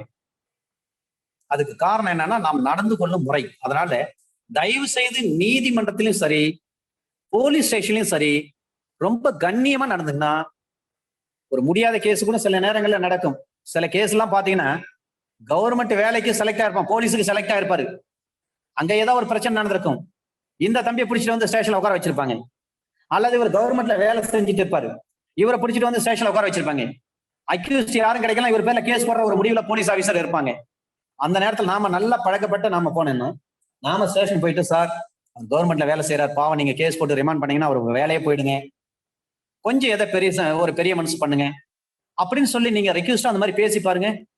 கண்டிப்பா அந்த போலீஸ் ஆபீசர் உங்களுடைய வார்த்தைக்கு செவி சாய்ப்பார். ஏன்னா அவருக்கு மனசாட்சி இருக்கு, அவரும் அந்த நிலையை கடந்து வந்தவர் தான். அப்ப நம்ம நடந்து கொள்ளும் முறை, நாம் பயன்படுத்தும் அந்த வார்த்தையினுடைய தொனி, அதை பொறுத்து நம்மளுக்கு நிறைய நன்மை கிடைக்கும். ஒண்ணு இல்லையே, ஒரு ஒரு ஒரு பெக்கர் வராரு, ஒரு பிச்சைக்காரர் வராரு. அவர் வந்து நம்ம கிட்ட பிச்சை எடுக்கின்ற பொழுது நம்ம எடுத்த உடனே என்ன பண்றோம், இல்லைன்னு சில பேர் சொல்றோம். ஒரு சில என்ன பண்ண பாக்கெட்ல இருக்க சில்லறை எடுத்து கொடுத்துடுவாங்க. நம்ம இல்லைன்னு சொன்னாலும் அவங்க என்ன பண்ண மாட்டாங்க, விட மாட்டாங்க. அவங்க அவன் அந்த பிச்சைக்காரர் என்ன பண்ணுவாரு, டிஸ்டர்ப் பண்ணிட்டே அது ரொம்ப தொந்தரவு பண்ணுவாரு. அப்ப நம்ம வேற வழி இல்லாம கொடுப்போம். சில குழந்தைகள் அந்த அன்பின் நிமித்தமாக நம்ம ஆடம்பரம் சரி, ஒரு அன்பா நம்ம ரெக்யூஸ்ட் பண்ணி 1க்கு 2 தடவை நம்ம ஒரு ரெக்யூஸ்ட் பண்ணி கேட்டா நமக்கு நல்லது நடக்கும். அதே மாதிரி போலீஸ் ஸ்டேஷன் நீங்க என்ன, நான் ஒரு அட்வொகேட், நான் போயிட்டு ஒரு போலீஸ் ஆபீசர் போய் கீழே போறதா அப்படின்னு நினைக்கவே கூடாது சார். அந்த சிந்தனையே வரக்கூடாது. எத்தனையோ போலீஸ் ஆபீசர் MBBS படிச்சுட்டு வந்திருக்கிறாங்க. அவங்க அந்த மாதிரி நினைச்சா நல்ல போலீஸ் ஆபீசர் கிடைப்பாங்களா? எத்தனையோ போலீஸ் ஆபீசர் BE படிச்சுட்டு வந்திருக்காங்க. எத்தனையோ போலீஸ் ஆபீசர் BL படிச்சுட்டு வந்திருக்காங்க. என்றைக்கும் யாரையும் நாம் சாதாரணமாக எடுத்துக்கூடாது. இதுக்கு எளிமையான எடுத்துக்காட்டு தேர்ன்னு பாத்தீங்கன்னா, பெரிய தேர் திருவாரூர் தேர் தான். அந்த தேரை ஒவ்வொரு தெரு வழியாக நம்ம வழி நடத்தி அந்த தேரை இழுத்துன்னு போவோம்னா, சாதாரண முட்டுக்கட்டை போட்டுதான் அந்த தேரை கரெக்டா வளைச்சு, எந்த குறுகலான ஒரு தெரு இருந்துச்சுன்னா அந்த தெருவுல அந்த இடத்துல முட்டுக்கட்டை கொடுத்து அழகா வளைச்சு அப்புறமேட்டு தான் அந்த தேரை இழுத்துட்டு போறோம். Under section 211. Now we are entering into under section 212 of CRPC. Under section 212 பொறுத்தவரை ஒரு பிளேஸ் இருக்கணும், ஒரு டேட் இருக்கணும், ஒரு டைம் ஆஃப் அக்கரன்ஸ் இருக்கணும், அந்த அக்யூஸ்ட் இருக்கணும். Under section 2 பொறுத்தவரை particulars of charge. அப்ப என்ன particulars as to time, place and person? PPT இருக்கணும். அங்க 212 பொறுத்தவரை PPT இருக்கணும், பர்சன் இருக்கணும், ஒரு நபர் இருக்கணும், அந்த நபர் எந்த இடத்துல இருந்தார் பிளேஸ் இருக்கணும், அப்ப எத்தனை மணிக்கு இருந்தார் டைம் இருக்கணும், அதான் PPT. அந்த செக்ஷன் 212 நீங்கள் நினைவில் வைத்துக் கொள்ள வேண்டும் என்று சொன்னால், ஒரு நபர் இருக்க வேண்டும், அந்த நபர் எந்த இடத்துல இருந்தாரு, அப்ப அந்த இடத்துல இருக்கிறப்ப என்ன டைம், இப்படி நினைச்சீங்க. அப்பதான் இந்த சார்ஜ் நம்ம உள்ள புரிஞ்சுக்கணும். டைம், பிளேஸ் அண்ட் பர்சன் சொல்லியிருக்காங்க. நீங்க இப்படி எடுத்துங்க, PPTன்னு எடுத்துங்க. பர்சன் இருக்கணும், அவர் எந்த இடத்துல இருந்தார் பிளேஸ் இருக்கணும், எந்த டைம்ல அங்க இருந்தார் டைம் இருக்கணும், அப்படி நினைச்சீங்க. இதை நினைத்து கொண்டு நம்ம இந்த செக்ஷனுக்குள்ள போனா ஈஸியா நம்மளுக்கு அண்டர்ஸ்டாண்ட் ஆயிடும். அந்த செக்ஷன் 212. இந்த 212 பொறுத்தவரை காலம், இடம், நபரை பற்றிய விவரங்கள், particulars of time, place and person. எந்த விஷயத்தை குறித்து ஒரு குற்றம் சாட்டப்படுகிறாரோ, ஒரு எதிரி மீது குற்றம் சாட்டப்படுகிறதோ, அவருக்கு அந்த குற்றம் நிகழ்ந்த காலம், அந்த இடம், இவைகள் எல்லாவற்றையும் அந்த அக்யூஸ்டுக்கு எதிராக அல்லது எதை பொறுத்து அந்த குற்றம் செய்யப்பட்டதோ அந்த நபர், அது மட்டுமல்ல ஒரு பொருள் இருக்கும் பட்சத்தில், ஏன்னா ஒரு பொருளை குறித்தும் குற்றம் இருக்கும். தெப்ட் பண்றாருன்னா பொருள் தானே, தங்க நகையை தான் திருடி இருப்பாரு, பணத்தை தான் திருடி இருப்பாரு. அப்ப எதை பொறுத்து அந்த குற்றம் செய்யப்பட்டதோ அந்த நபர் மற்றும் அந்த பொருளை பற்றிய ஒரு விவரங்கள் குற்றச்சாட்டில் அடங்கி இருக்க வேண்டும். Under section 212 subsection 1 of CRPC, குற்றவியல் நடைமுறை சட்டம் பிரிவு 212 உட்பிரிவு 1 படி ஒரு விஷயத்தை குறித்து ஒரு எதிரிக்கு எதிராக ஒரு குற்றச்சாட்டு வணையப்படுகின்ற பொழுது அந்த குற்றம் நிகழ்ந்த காலம் எப்பொழுது, அது எந்த இடத்தில் அந்த குற்றம் செய்யப்பட்டது, அதை பற்றி அது யாருக்கு எதிராக அந்த குற்றம் செய்யப்பட்டது, எதை பொறுத்து அந்த குற்றம் செய்யப்பட்டது, அல்லது எந்த பொருளை பற்றி அந்த குற்றங்கள் செய்யப்பட்டது, இந்த விவரங்கள்லாம் இருக்கணும் சார். அந்த செக்ஷன் 212 பொறுத்தவரை PPT என்று சொன்னேன். பர்சன், பிளேஸ், டைம், ஒரு நபர் எந்த இடத்தில் எந்த நேரத்தில் என்ன குற்றம் பண்ணார், இப்படி நினைச்சீங்க. அப்பதான் உங்களால மறக்க முடியாது. அப்ப ஒரு விஷயத்தை குறித்து எதிரி எதற்காக குற்றச்சாட்டப்படுகிறார், அந்த குற்றம் எந்த இடத்துல நடந்தது, எப்பொழுது நடந்தது, எந்த இடம், டைம், எதை பொறுத்து நடந்தது, யாருக்கு எதிராக அந்த குற்றம் நிகழ்த்தப்பட்டது, அல்லது எந்த பொருளுக்கு எதிராக அந்த குற்றம் நிகழ்த்தப்பட்டது, இந்த விவரங்கள் வேண்டும். யாருக்கு எதிராக என்று சொன்னால் என்ன அர்த்தம்னா, விக்டிம் யாருன்னு பார்க்கணும்.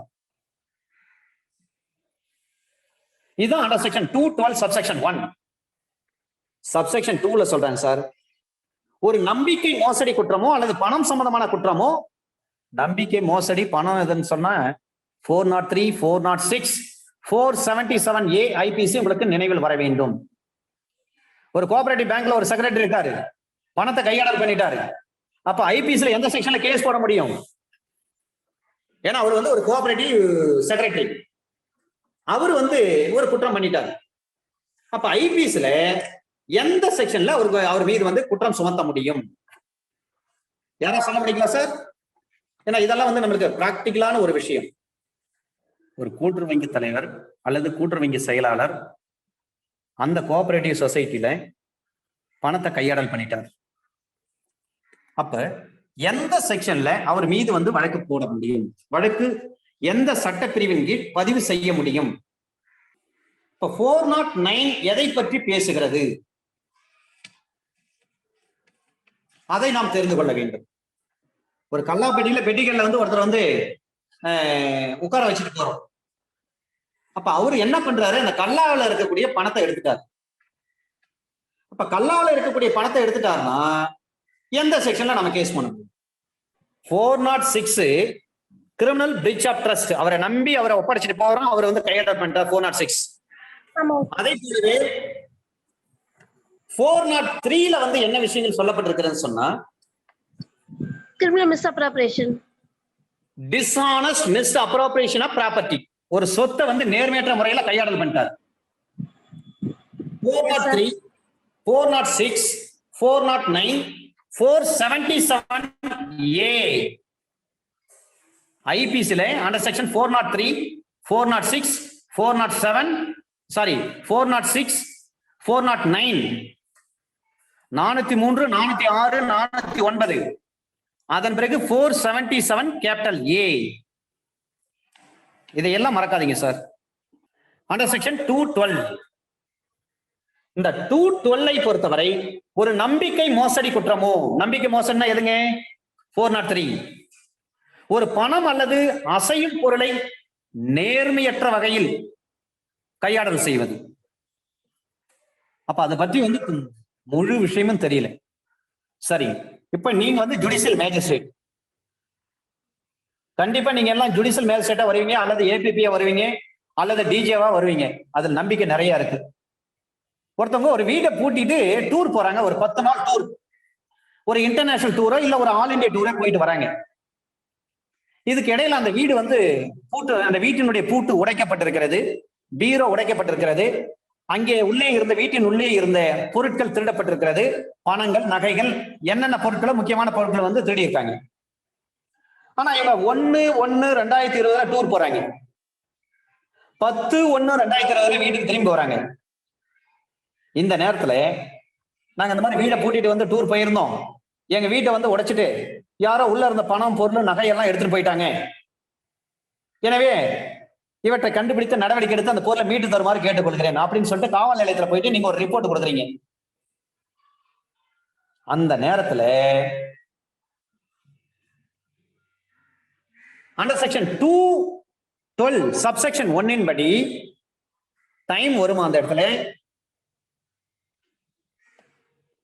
211 சொல்லப்பட்ட மாதிரி எந்த இடம், எத்தனை மணிக்கு, எந்த தேதி, இந்த பர்டிகுலர்ஸ் எல்லாம் அதுல கண்டிப்பாக நம்ம சொல்லி இருக்க முடியுமா, அல்லது சொல்லி இருக்க வேண்டுமா, குறிப்பிடப்பட்டு இருக்க வேண்டுமா?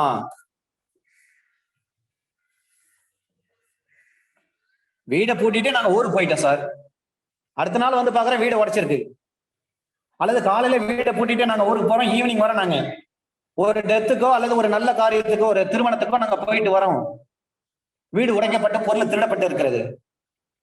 அப்ப போலீஸ் ஆபீசர் கேஸ் போடுறாங்க, கிரைம் டீம் தான் கேஸ் போடுவாங்க மோஸ்டா. கிரைம் டீம் வந்து கேஸ் போட்டு என்ன பண்றாங்க, விசாரிக்கின்ற பொழுது அக்யூஸ் வந்து டிஃபென்ஸ் எடுக்கிறார். எத்தனை மணிக்கு, எந்த தேதியில், எந்த இடத்தில் அப்படின்ற ஒரு டிஃபென்ஸ் எடுக்கிறார். டைம் குறிப்பிடலையே, எந்த தேதின்னு குறிப்பிடலையே. ஏன்னா 10 நாள் டூர் போய் வந்திருக்காங்க, டூர் போன அடுத்த நாள் திருடினானா 2 நாள் கழிச்சு உள்ள போந்து திருடினானா தெரியாது. அப்ப அந்த திருடர் எந்த தேதியில் எத்தனை மணிக்கு திருடிய விவரம் என்பது தெரியாது. சார்ஜ்ல என்ன விஷயம் சொல்லியிருக்காங்க, 211 இருந்து சொல்லப்பட்ட விஷயங்கள் என்ன, 212 அதுதான் சொல்லியிருக்காங்க. Time of the charge, place of the charge, date of the charge இதெல்லாம் வரணுமா இல்லைங்களா? அப்ப இது போன்ற கேஸ்ல வந்து அதையெல்லாம் குறிப்பிடணும்னு அவசியமா இல்லையா? இதுதான் கேள்வி. ஏன்னா இவங்களே வந்து டூர் போயிட்டாங்க, வீட்டுல எத்தனை மணிக்கு என்னைக்கு நடந்தது, டூர் போனா 2 நாள் கழிச்சு திருநானா அல்லது 4 நாள் கழிச்சு வந்து அந்த திருடர் வந்து உள்ள பூந்து திருநாரா, இந்த விவரம் தெரியாது. எந்த டைமிங் வந்தாங்கன்ற விவரமே தெரியாது. எனவே பாதிக்கப்பட்டவங்க காவல் நிலையத்துக்கு போயிட்டு ஒரு புகார் கொடுக்கின்றப்படுது, காவல் நிலையத்துக்கு போயிட்டு ஒரு ரிப்போர்ட் கொடுக்கின்றப்படுது. அந்த டைமையும் அந்த தேதியையும் குறிப்பிட்டு சொல்ல வேண்டுமா வேண்டாமா, இதான் கேள்வி.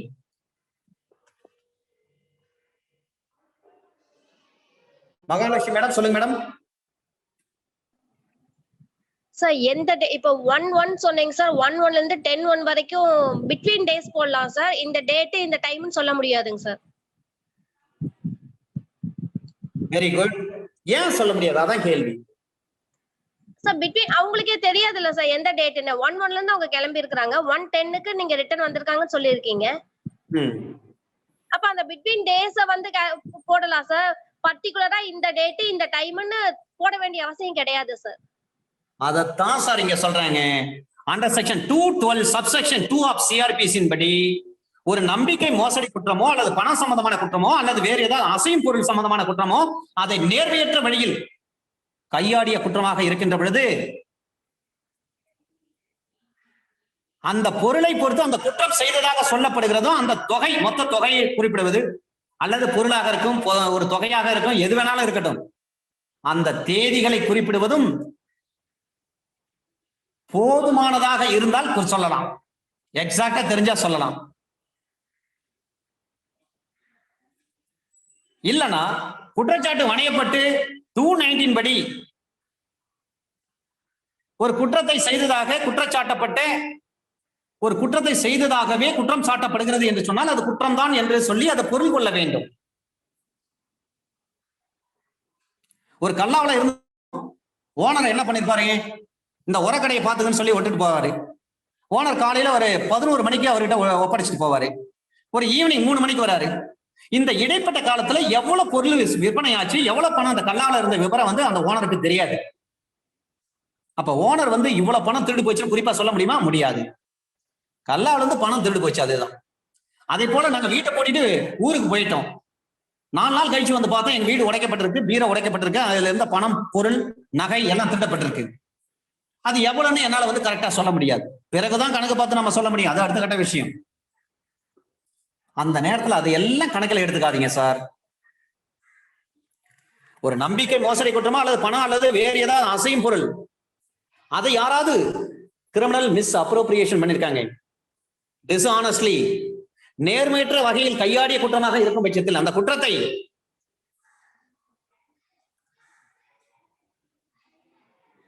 அப்ப கையாடல் பண்ணிட்டாரு அவரு. அந்த குற்றத்தை செய்திருக்கிறான்னு சொல்லி சுட்டி காட்டாமலேயே அந்த மொத்த தொகையை பொறுத்து அல்லது எந்த அசையும் பொருளை பொறுத்து அந்த குற்றம் செய்ததாக சொல்லப்படுகிறதோ அந்த மொத்த தொகையை குறிப்பிடுவதும் அல்லது அசையும் பொருளை விவரிப்பதும் அந்த தேதிகளை குறிப்பிடுவதும் போதும். சார் இந்த தேதியில வந்து நாங்க ஊருக்கு போனோம் சார், இந்த தேதியில விட்ட கடையை ஒப்படைச்சோம் சார், அதை குறிப்பிட்டாலே போதும், அதுவே போதுமானது. இதுல ஒரு ப்ரொவிஷன் சொல்றாங்க, அந்த தேதிகளில் முதலாவதற்கும் கடைசியா நடந்ததுக்கும் இடையில உள்ள காலம் ஓராண்டுக்கு மேற்படக்கூடாது சார்.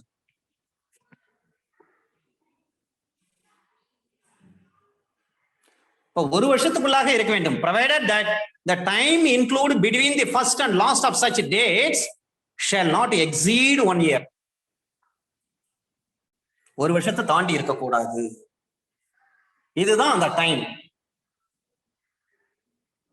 டிஃபென்ஸ் லாயர் வந்து கேஸ் நடத்துறாரு, ஒரு தெப்ட் கேஸ், வீடு பூந்து திருடுறான், 451 380 போடுறாங்க. அந்த மாதிரி கேஸ் நடத்துறப்ப நம்மளுக்கு இந்த விஷயம் பப்ளிக் ப்ராசிக்யூட்டருக்கு உதவி செய்யும். டிஃபென்ஸ் கவுன்சில் கேள்வி கேட்கிறாரு, எந்த தேதியில் எத்தனை மணிக்கு நீங்கள் அந்த வீட்டிற்குள் புகுந்து திருடினார் என்று சொல்லி அரசு தரப்பில் சரிவர குறிப்பிடப்படவில்லை அப்படின்னு ஆர்குமெண்ட்ல வைக்கிறார் டிஃபென்ஸ் கவுன்சில் சொன்னா, இப்ப பப்ளிக் ப்ராசிக்யூட்டருக்கு இருக்கக்கூடிய ஒரே ஆயுதம் எதுன்னு பாத்தீங்கன்னா அண்டர் செக்ஷன் 212 சப்செக்ஷன் 2, அதுதான் அவர் கை கொடுக்கும். அப்ப ஒரு வீடை பூட்டிட்டு 4 நாள் கழிச்சு வராங்க.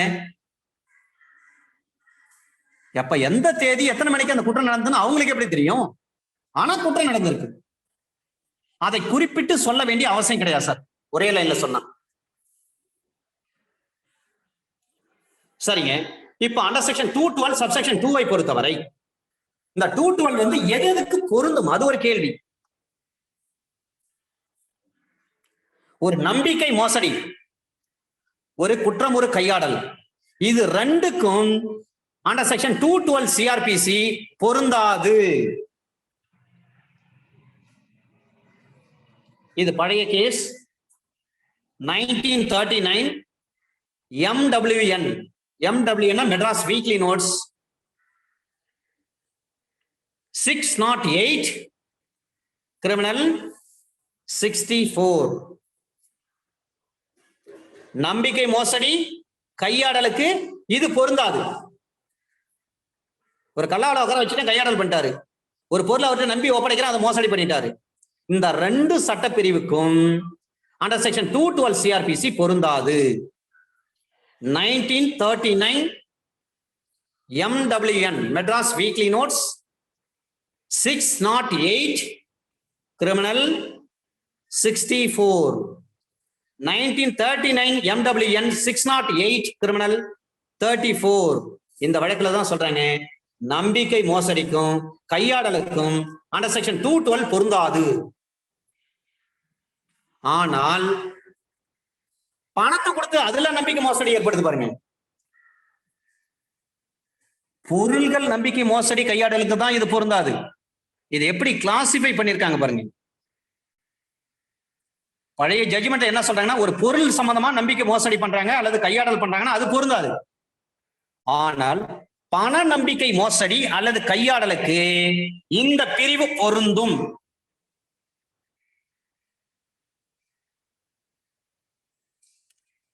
இப்ப 306 வந்து ப்ரொவிசோ இருக்கு. 306 ப்ரொவிசோக்கு முரண்பட்ட வகையில் நம்பிக்கை மோசடியான ஒரு குற்றச்சாட்டு வணையப்பட்டிருக்கின்ற பொழுது அது விசாரணை இல்லாத ஒரு நிலையா ஆகாது. அது விசாரணைக்கு தான், அது விசாரணை தான் செய்ய முடியும். அப்ப அக்யூஸ்டுக்கு வந்து ஒரு பிரிஜுடிஸ் ஏற்படக்கூடாது, ஒரு குந்தகத்தன்மை ஏற்படாத வகையில் ஒரு இர்ரெகுலாரிட்டி இருந்தாலும் அதை சரி செய்யக்கூடியதுதான். இந்த 2 கேஸ் லாஸ்ல முக்கியமான விஷயத்தை எது சொல்றாங்கன்னா, பொருள்கள் நம்பிக்கை மோசடி கையாடலுக்கு இந்த 212 சிஆர்பிசி பொருந்தாது. ஒரு பொருளை கொடுத்து நம்பிக்கை வச்சிருங்கன்னு சொல்றேன், பொருள் நம்பிக்கை மோசடி. இந்த பொருள்கள் நம்பிக்கை மோசடி அல்லது கையாடலுக்கு இந்த பிரிவு பொருந்தாது. 1939 MWN 608 கிரிமினல் 64. ஆனால் பண நம்பிக்கை மோசடி இருக்கு பாருங்க, பணத்தை கையாடல் பண்றாங்க பாருங்க, அது சம்பந்தமா குற்றச்சாட்டு வணையப்பட்டிருக்கின்ற பொழுது ஃப்ரேமிங் ஆஃப் சார்ஜஸ் பண்ணிட்டாங்க. அப்ப அந்த விசாரணை வந்து செல்லாதுன்னு சொல்ல முடியுமானா முடியாது. அந்த விசாரணை செல்லும். அதுல இர்ரெகுலாரிட்டி இருந்தாலும் சரி, அது செல்லும். AIR 1960 supreme court, AIR 1960 supreme court, page number 661. இந்த 2 ஜட்ஜ்மெண்ட்டும் நீங்கள் கண்டிப்பாக மனதில் பதிவு வைத்துக் கொள்ள வேண்டும். இந்த 212 சிஆர்பிசி எப்ப பொருந்தும், எதுக்கெல்லாம் பொருந்தாது? பண நம்பிக்கை மோசடி கையாடல், பணத்தை கையாடல் பண்ணிட்டாங்கன்னா பொருந்தும். பொருள்கள் நம்பிக்கை மோசடி பொருந்தாது சார். ரொம்ப இன்ட்ரெஸ்டிங்கான ஜட்ஜ்மெண்ட் இந்த 2 ஜட்ஜ்மெண்ட்டுமே. பணத்தை வந்து நம்பிக்கை மோசடி பண்ணிட்டானா பொருந்தும், 212 பொருந்தும். அல்லது பணத்தை கையாடல் பண்ணிட்டாருன்னா 212 சிஆர்பிசி பொருந்தும், applicable, it can be applicable. ஆனால் பொருள்கள் நம்பிக்கை மோசடி செய்துட்டார்னா அல்லது கையாடல் பண்ணிட்டார்னா அண்டர் செக்ஷன் 212 பொருந்தாது. ஏற்கனவே இந்த கண்டென்ட்ஸ் ஆஃப் சார்ஜ் நம்ம பார்த்திருக்கோம். அதுக்கு ஒரு முக்கியமான 2 கேஸ் லாஸ் அதை சொல்றேன், குறிச்சிங்க sir, note it down. Object of charge. சார்ஜ்னு சொன்னாவே விசி சுக்லா கேஸ் தான் உங்களுக்கு ஞாபகம் வரணும். விசி சுக்லா கேஸ்ல தான் சொல்றாங்க. VC Shukla versus CBI 1980, SCC criminal, page number 695. VC Shukla versus CBI 1980, SCC criminal, page number 695. VC Shukla versus CBI 1980, SCC criminal, page number 695. இந்த வழக்கில் சொல்றாங்க, ஒரு சார்ஜ் என்று சொன்னால் அண்டர் செக்ஷன் 211 எப்படி இருக்க வேண்டும் என்று சொன்னால் சைஸா இருக்கணும், ஸ்பெசிபிக் லாங்குவேஜ் ஆஃப் லாவா இருக்கணும், கிளியரா இருக்கணும், அன்ஆம்பிகுவஸா இருக்கணும். ஒரு சார்ஜ் எப்படி இருக்கணும்? Charge serves the purpose of notice or intimation to the accused drawn up according to the specific language of law. நீதிமன்ற மொழியில் இருக்க வேண்டும், குறிப்பா அந்த மொழியில் இருக்கணும். அது மட்டுமல்ல, கிவிங் கிளியர், அந்த சார்ஜ் வந்து கிளியரா இருக்க வேண்டும். அண்ட் அன்ஆம்பிகுவஸா இருக்கணும், குழப்பம் இல்லாமல் இருக்க வேண்டும், அதாவது தெளிவா இருக்க வேண்டும். ஆர் ப்ரிசைஸ், சுருக்கமா இருக்கணும். ப்ரிசைஸா இருக்கணும், சுருக்கமா இருக்கணும். அன்ஆம்பிகுவஸா இருக்கணும், தெளிவாக இருக்க வேண்டும். கிளியரா இருக்கணும், ஸ்பெசிபிக் லாங்குவேஜ்ல இருக்கணும். சார்ஜ்னு சொன்னாவே விசி சுக்லா கேஸ் உங்களுக்கு ஞாபகம் வரணும். VC Shukla versus CBI 1980, SCC criminal, page number 695.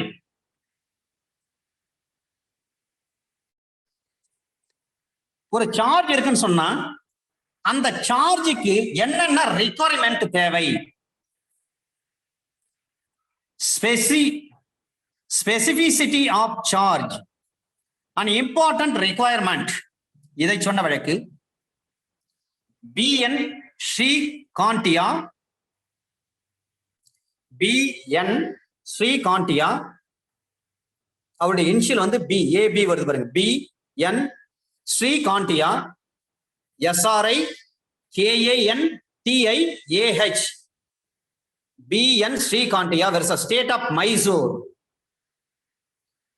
அப்ப வந்து மொழி அந்த மைசூர் மாநிலத்திற்கு பெயர் மாற்றம் செய்யவில்லை. இப்பொழுது மைசூர் மாநிலத்திற்கு ஸ்டேட் ஆஃப் கர்நாடகா என்று வந்தது. சென்னை மாநிலத்திற்கு ஸ்டேட் ஆஃப் தமிழ்நாடு என்று வந்துவிட்டது.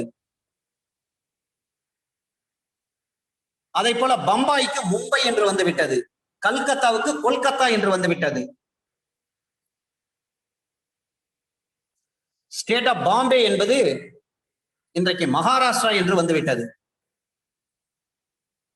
Right. An important requirement, the object of the charge is one, the accused person of the case he is to answer. It cannot be treated as if it was a part of a ceremonial. BN Srikantiya versus state of Mysore, AIR 1958 Supreme Court, AIR 1958 SC na Supreme Court, page number 672. BN Srikantiya versus state of Mysore, AIR 1958 Supreme Court, page number 672. இந்த ரெண்டு கேஸுமே under section 211க்கான case. Under section 212 நம்ம முடித்து விட்டோம். இந்த 212ல இருக்கக்கூடிய limitation பாத்தீங்கன்னா 1 வருஷம் சார். ஒரு குறிப்பிட்ட தொகை அது நார்மலா பாத்தீங்கன்னா எந்த நாளிலிருந்து எவ்வளவு நாள் வரைன்னு பாத்தீங்கன்னா 1 இயர், 1 வருஷத்தை தாண்டக்கூடாது. இப்ப ஐபிஎஸ்ல அந்த செக்ஷன் 193 ஐபிஎஸ் சொல்றாங்க, பொய் சொல்லி சாட்சியம் அளித்தால் கோர்ட்ல இந்த எண்ணுள்ள வழக்கில் நீ சாட்சியம் அளித்துள்ளாய் என்று சொன்னாலே போதும். நீங்க ஏற்கனவே பொய் சொல்லியிருக்கீங்க, இந்த கேஸ் நம்பர்ல தான், இந்த கிரைம் நம்பர்ல தான் நீங்க சொல்லி, இந்த கேஸ் நம்பர்ல தான் நீங்க சொல்லியிருக்கீங்க அப்படின்னுட்டு அந்த ப்ரீவியஸ் விஷயத்தை சொல்லணும்னு சொன்னா அது எப்பொழுது அது செய்யப்பட்டது என்று பார்க்க வேண்டும். அந்த section 213 213 when manner of committing offense must be stated, when the nature of the case is such that the particulars mentioned in section 211 to 212 do not give the accused sufficient notice of matter with which he is charged.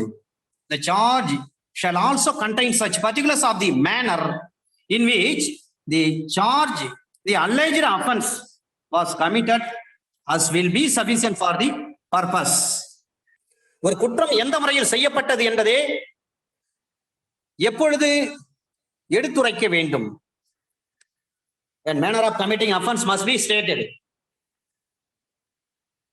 Under section 212, 211 CRPC படி சொல்லப்பட்ட விவரங்கள் அனைத்தும் எதிரியின் மீது குற்றம் சாட்டப்பட்டிருக்கிற விஷயம் குறித்து அவருக்கு போதுமான தகவல் தெரிவிக்கவில்லை என்ற காரணத்தின் அடிப்படையில் அந்த வழக்கின் தன்மை இருக்கின்ற பொழுது அந்த செக்ஷன் 211, 212 இதுல சொல்லப்பட்ட விவரங்கள்லாம் எதிரிக்கு சொல்லப்பட்டிருக்கணும். சொல்லப்படாத பட்சத்தில் அந்த குற்றச்சாட்டானது எந்த நோக்கத்திற்காக போதுமான அளவில் சொல்லப்பட்ட அந்த குற்றம் எந்த முறையில் செய்யப்பட்டது என்பது பற்றிய விவரங்கள் அடங்கி இருக்க வேண்டும்.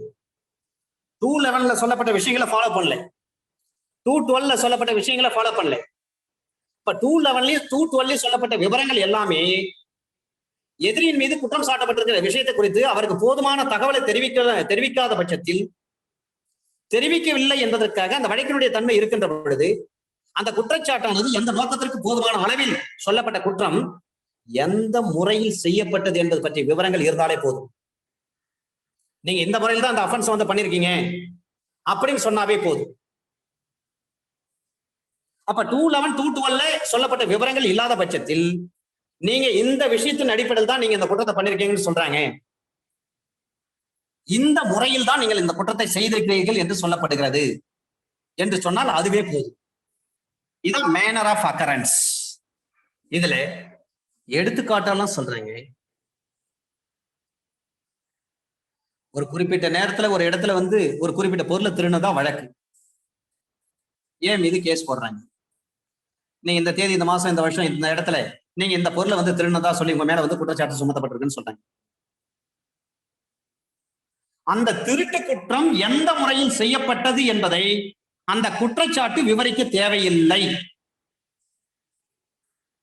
இதுதான் அந்த எடுத்துக்காட்டு. நீங்க எப்படி திருநீங்கன்னு சொல்லி, எந்த முறையில நீங்க திருநீங்கன்னு சொல்லி அவருக்கு அந்த அக்யூஸ்டுக்கு நாம எடுத்துரைக்க வேண்டிய அவசியம் கிடையாது. அந்த குற்றச்சாட்டு அந்த அளவுக்கு விவரிக்க தேவையில்லை. இதான் இல்லஸ்ட்ரேஷன் ஏவ்ல சொல்றாங்க. இந்த இல்லஸ்ட்ரேஷன் ரொம்ப முக்கியம் சார். லாஸ்ட் DJ 2020 preliminary எக்ஸாம்ல இல்லஸ்ட்ரேஷன் தான் நிறைய கேள்வி கேட்டாங்க. இல்லஸ்ட்ரேஷன் B ல சொல்றாங்க under section 213 manner of occurrence பொறுத்தவரையிலும் 213ல கிளாஸ் B இல்லஸ்ட்ரேஷன் B ல சொல்றாங்க, ஒரு குறிப்பிட்ட நேரத்துல ஒரு குறிப்பிட்ட இடத்துல நீங்க வந்து A என்பவரை நீங்க ஏமாத்திட்டீங்க அப்படின்னு சொல்லிட்டு B மீது ஒரு குற்றச்சாட்டுன்னு வச்சுங்க.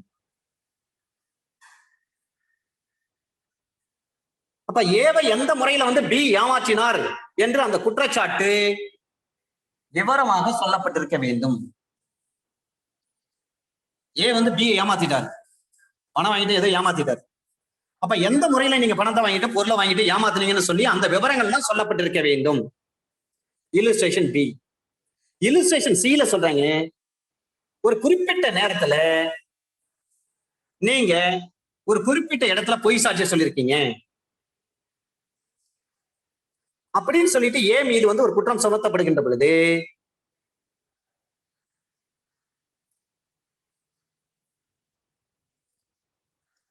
அப்ப ஏ மீது வந்து நீங்க பொய் சாட்சி சொல்லியிருக்கீங்கன்னு சொல்லிட்டு சொல்றாங்கன்னு சொன்னா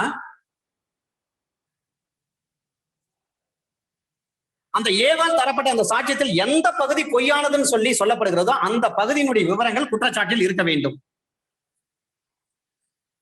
நீங்க பொய் சாட்சி சொல்லியிருக்கீங்க அந்த கோர்ட்ல அப்படின்னு சொல்றாங்கன்னா பொய் சாட்சி அவர் டெபோசிஷன் கொடுத்திருப்பாரு, ஒரு பக்கம் இருக்கும், 2 பக்கம் இருக்கும், 3 பக்கம் இருக்கும். எது சம்பந்தமாக எந்த இடத்துல அந்த வார்த்தை வருகிறது, இது சம்பந்தமா நீங்க பொய் சாட்சி சொல்லியிருக்கீங்கன்னு சொல்லப்படுகிறது, அந்த விஷயங்கள் தெளிவாக சொல்லப்பட்டிருக்க வேண்டும். அண்டர் செக்ஷன் 213 கிளாஸ் டி ஒரு பப்ளிக் சர்வெண்ட் இருக்காரு. அவர் ஒரு குறிப்பிட்ட இடத்துல அவரை டிஸ்சார்ஜ் பண்றாரு, அவருடைய டியூட்டி வந்து பணிபுரிந்து கொண்டிருக்கிறார். அவருக்கு ஏதேனும் இடைஞ்சல் விளைவிச்சுட்டாங்கன்னா, நான் பணியாற்றுகின்ற பொழுது என்னை பணி செய்ய விடாமல் தடுத்தார் என்று சொல்லி ஐபிஎஸ்ல எந்த செக்ஷன்ல கேஸ் போடுறாங்க? ஒரு அரசு ஊழியர் சார், அவர் பணியாற்றி கொண்டே இருக்கிறார். அந்த நேரத்தில் நம்ம என்ன சொல்லுவோம்னா, நான் பணியாற்றி கொண்டிருந்த பொழுது என்னை பணி செய்ய விடாமல் தடுத்தார் அப்படின்னு சொல்லிட்டு நிறைய கவர்மெண்ட் ஸ்டாஃப் என்ன பண்ணுவாங்க, புகார் கொடுக்குறாங்க. அப்ப ஐபிஎஸ்ல எந்த செக்ஷன்ல கேஸ் போடுவாங்க? ஒரு அரசு ஊழியரை பணி செய்ய விடாம தடுத்துறான்னு சொல்றாங்க. அப்ப ஐபிஎஸ்ல எந்த செக்ஷன்ல கேஸ் போட முடியும்? 188 என்பது ஒரு பொது ஊழியரால் அறிவிக்கப்பட்ட ஒரு வார்த்தைக்கு கீழ்ப்படியாமல் நடப்பது. சாலை மறியல் பண்றாங்கன்னு சொன்னா 188 ஐபிஎஸ்ஸின் படி தான் கேஸ் போடுவாங்க.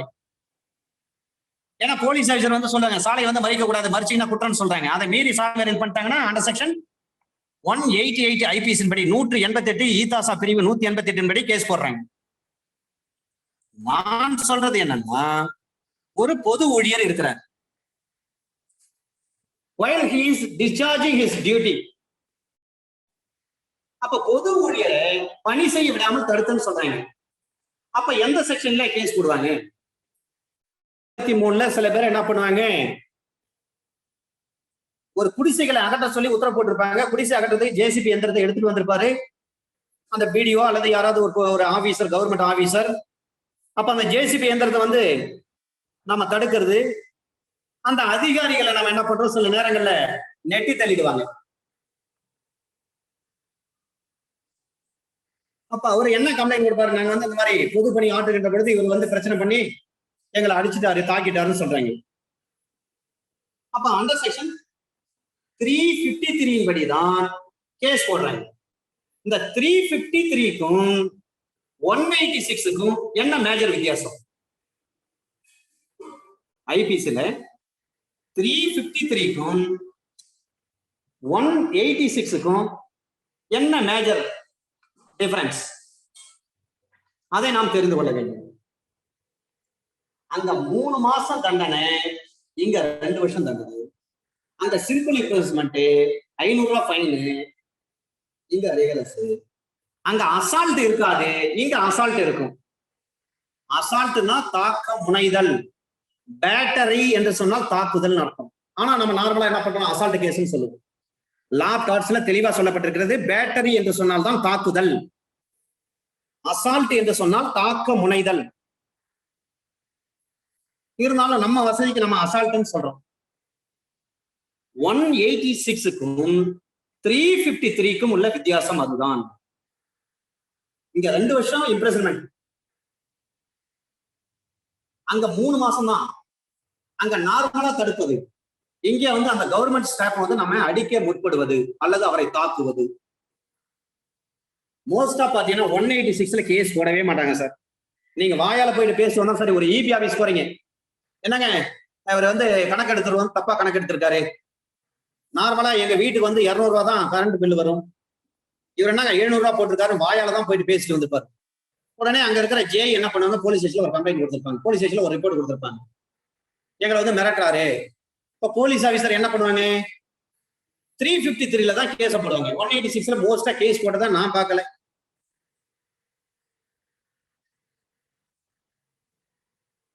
எனக்கு தெரிஞ்ச வரை 353 ஐபிஎஸ்ல தான் கேஸ் போடுறாங்க. ஏன்னா அதில் தான் வந்து அவர் தாக்குறாங்க அப்படின்ற வார்த்தையெல்லாம் வரும். வாயால பேசினா கூட அதில் தான் போட்டுறாங்க கேஸ். ரைட். ஒரு பொது ஊழியர் இருக்கிறாரு, அண்டர் செக்ஷன் 213 சப்செக்ஷன் 2, அதுல இருக்கக்கூடிய இல்லஸ்ட்ரேஷன் டி. ஒரு கவர்மெண்ட் சர்வெண்ட் இருக்காரு, I mean servant of government இருக்கிறார். சர்வெண்ட் ஆஃப் கவர்மெண்ட்னா அண்டர் செக்ஷன் 14 ஆஃப் ஐபிசி நம்ம கவர்மெண்ட் சர்வெண்ட் சொல்லக்கூடாது, சர்வெண்ட் ஆஃப் கவர்மெண்ட் என்றுதான் சொல்ல வேண்டும். அண்டர் செக்ஷன் 14 ஆஃப் ஐபிசியில் தான் சொல்றாங்க சர்வெண்ட் ஆஃப் கவர்மெண்ட்னா யாருன்னு. அண்டர் செக்ஷன் 21 ஆஃப் ஐபிசியில் சொல்றாங்க பப்ளிக் சர்வெண்ட்னா யார். செக்ஷன் 14ல சொல்றாங்க சர்வெண்ட் ஆஃப் கவர்மெண்ட்னா யாருன்னு சொல்றாங்க. செக்ஷன் 21ல சொல்றாங்க ஐபிசில பப்ளிக் சர்வெண்ட்னா யாருன்னு சொல்றாங்க. இங்க அண்டர் செக்ஷன் 213 இல்லுஸ்ட்ரேஷன் டில சொல்றாங்க ஒரு பொது ஊழியர் அவருடைய பணியை ஆற்றிக் கொண்டிருக்கின்ற பொழுது, அவர் பணிபுரிந்து கொண்டிருக்கின்ற பொழுது, அந்த குறிப்பிட்ட நேரத்துல ஒரு குறிப்பிட்ட இடத்துல அந்த பணிகளை ஆற்றி வருகின்ற அவருக்கு யாராவது இடையூறு செய்விப்பதாக ஒரு ஏ என்பவர் மீது ஒரு குற்றம் சுமத்தப்படுகிறது என்று சொன்னால், எந்த முறையில் எந்த வகையில் அந்த அரசு ஊழியரை பணி செய்ய விடாமல் தடுத்தார் அல்லது இடையூறு செய்தார் என்று சொல்லி அந்த குற்றச்சாட்டில் தெளிவாக சொல்லப்பட்டிருக்க வேண்டும். அண்டர் செக்ஷன் 213 அதுல இல்லுஸ்ட்ரேஷன் இ ஒரு குறிப்பிட்ட நேரத்துல குறிப்பிட்ட இடத்துல ஏ பி கொலை செய்ததாக ஒரு குற்றச்சாட்டு. அப்ப எந்த முறையில் ஏ என்பவர் பியை கொலை செய்தார் என்பதை அந்த குற்றச்சாட்டில் விலக்கி சொல்லப்பட்டிருக்க வேண்டும். இல்லுஸ்ட்ரேஷன் எஃப் ஒரு தண்டனையிலிருந்து ஒரு கைதி தப்பிக்கிறார்.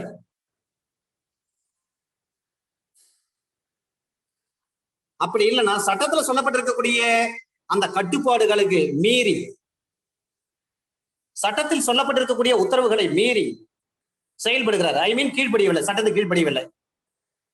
இப்ப ஏ சட்டத்தை கீழ்ப்படியாம நடக்கிறார். ஏ மீது குற்றச்சாட்டுறாங்க.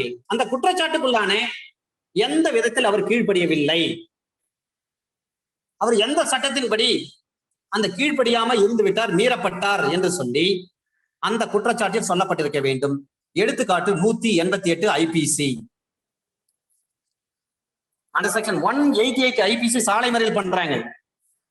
போலீஸ் ஆஃபீஸர் சொல்றாங்க, தாசில்தார் சொல்றாரு சாலை மறியல் செய்யக்கூடாதுன்னு சொல்லி, பொது பாதையை மறிக்க கூடாதுன்னு சொல்லி, அதை மீறி சாலை மறியல் பண்றாரு. அப்படின்னா என்ன அர்த்தம்? சட்டம் சொல்கிறது சாலையை மறிக்க கூடாது என்று சொல்லி, அதை மீறி ஒருவர் செயல்படும் பட்சத்தில் அவர் மீது இந்திய தண்டனை சட்டம் பிரிவு 188 கீழ் வழக்கு பதிவு செய்யப்படும். சாலை மறியல் கேஸ் நடத்துறீங்கன்னு சொன்னாவே நீங்க district police act under section 20 under section 20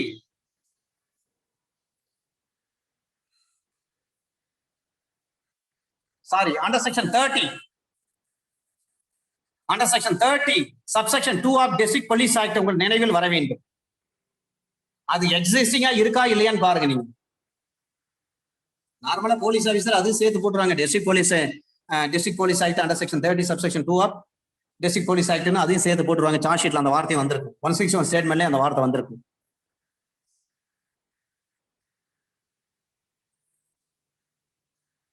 ஏனென்று சொன்னால் டிஸ்ட்ரிக்ட் போலீஸ் ஆக்டில் தான் சொல்றாங்க அண்டர் செக்ஷன் 30 சப்செக்ஷன் 2 படி ஒரு உத்தரவு நாங்க போட்டிருக்கோம், அந்த உத்தரவு நடைமுறையில் அமலில் இருக்கிறது, பொதுமக்கள் யாரும் சாலை மறியல் செய்யக்கூடாது என்ற உத்தரவு அமலில் இருக்கிறது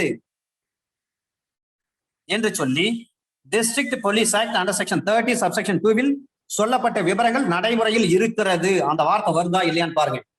சார்ஜ் ஷீட்ல அந்த வார்த்தை வருதா இல்லையான்னு பாருங்க.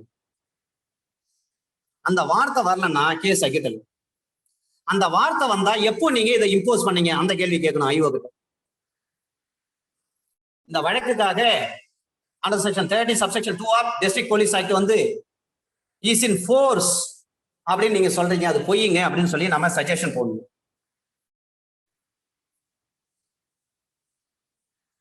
இதுதான் சார் அண்டர் செக்ஷன் 213.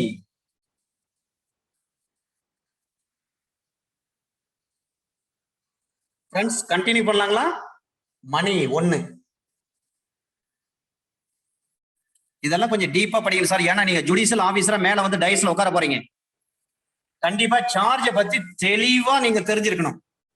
இதுல கொஸ்டின் இல்லாம எந்த ஒரு ஜுடிஷியல் பேப்பரும் இருக்காது, காம்படிஷன் எக்ஸாமும் இருக்காது. அதனாலதான் இதுல லேட் ஆனால் பரவாயில்ல, கொஞ்சம் நுணுக்கமா இதுல ரொம்ப டீப்பா நம்ம பார்க்கணும் என்பதற்காகத்தான் இதை விரிவா பார்த்திருக்கோம். சார் ஒரே ஒரு ஸ்மால் டவுட் சார், கேட்கலாமா சார்? கேளுங்க மேடம். இந்த 212ல நீங்க வந்து வித் ரிகார்ட் டு மணி தான் வந்து இட் இஸ் அப்ளிகபிள், நாட் பொருளுக்கு வந்து அது அப்ளிகபிள் இல்லைன்னு சொன்னீங்க. ஆனா இப்போ செக்ஷன்ல வந்து மணி ஆர் அதர் மூவபிள் ப்ராப்பர்ட்டின்னு சொல்லி மென்ஷன் பண்ணிருக்காங்க இல்ல சார், வாட் இட் மீன்ஸ்? ரெண்டு ஜட்ஜ்மெண்ட் கொடுத்த பாருங்க. ஆமா சார். அந்த ரெண்டு ஜட்ஜ்மெண்ட்டும் டிஃபரன்ஷியேட் பண்ணுது. டிஃபைனிங் செக்ஷன் படிக்கிறப்ப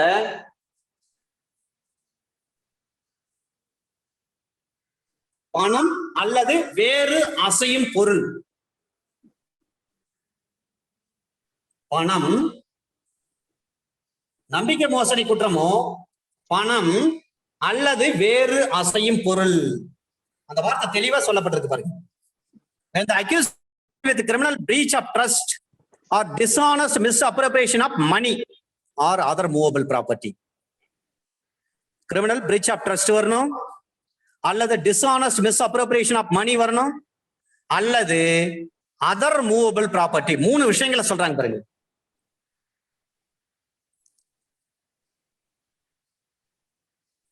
இந்த ரெண்டு ஜட்ஜ்மெண்ட் என்ன சொல்றாங்கன்னா, பொருள்கள் நம்பிக்கை மோசடி அல்லது கையாடலுக்கு இந்த பிரிவு பொருந்தாதுன்னு சொல்றாங்க. இந்த ஜட்ஜ்மெண்ட்ல சொல்றாங்க.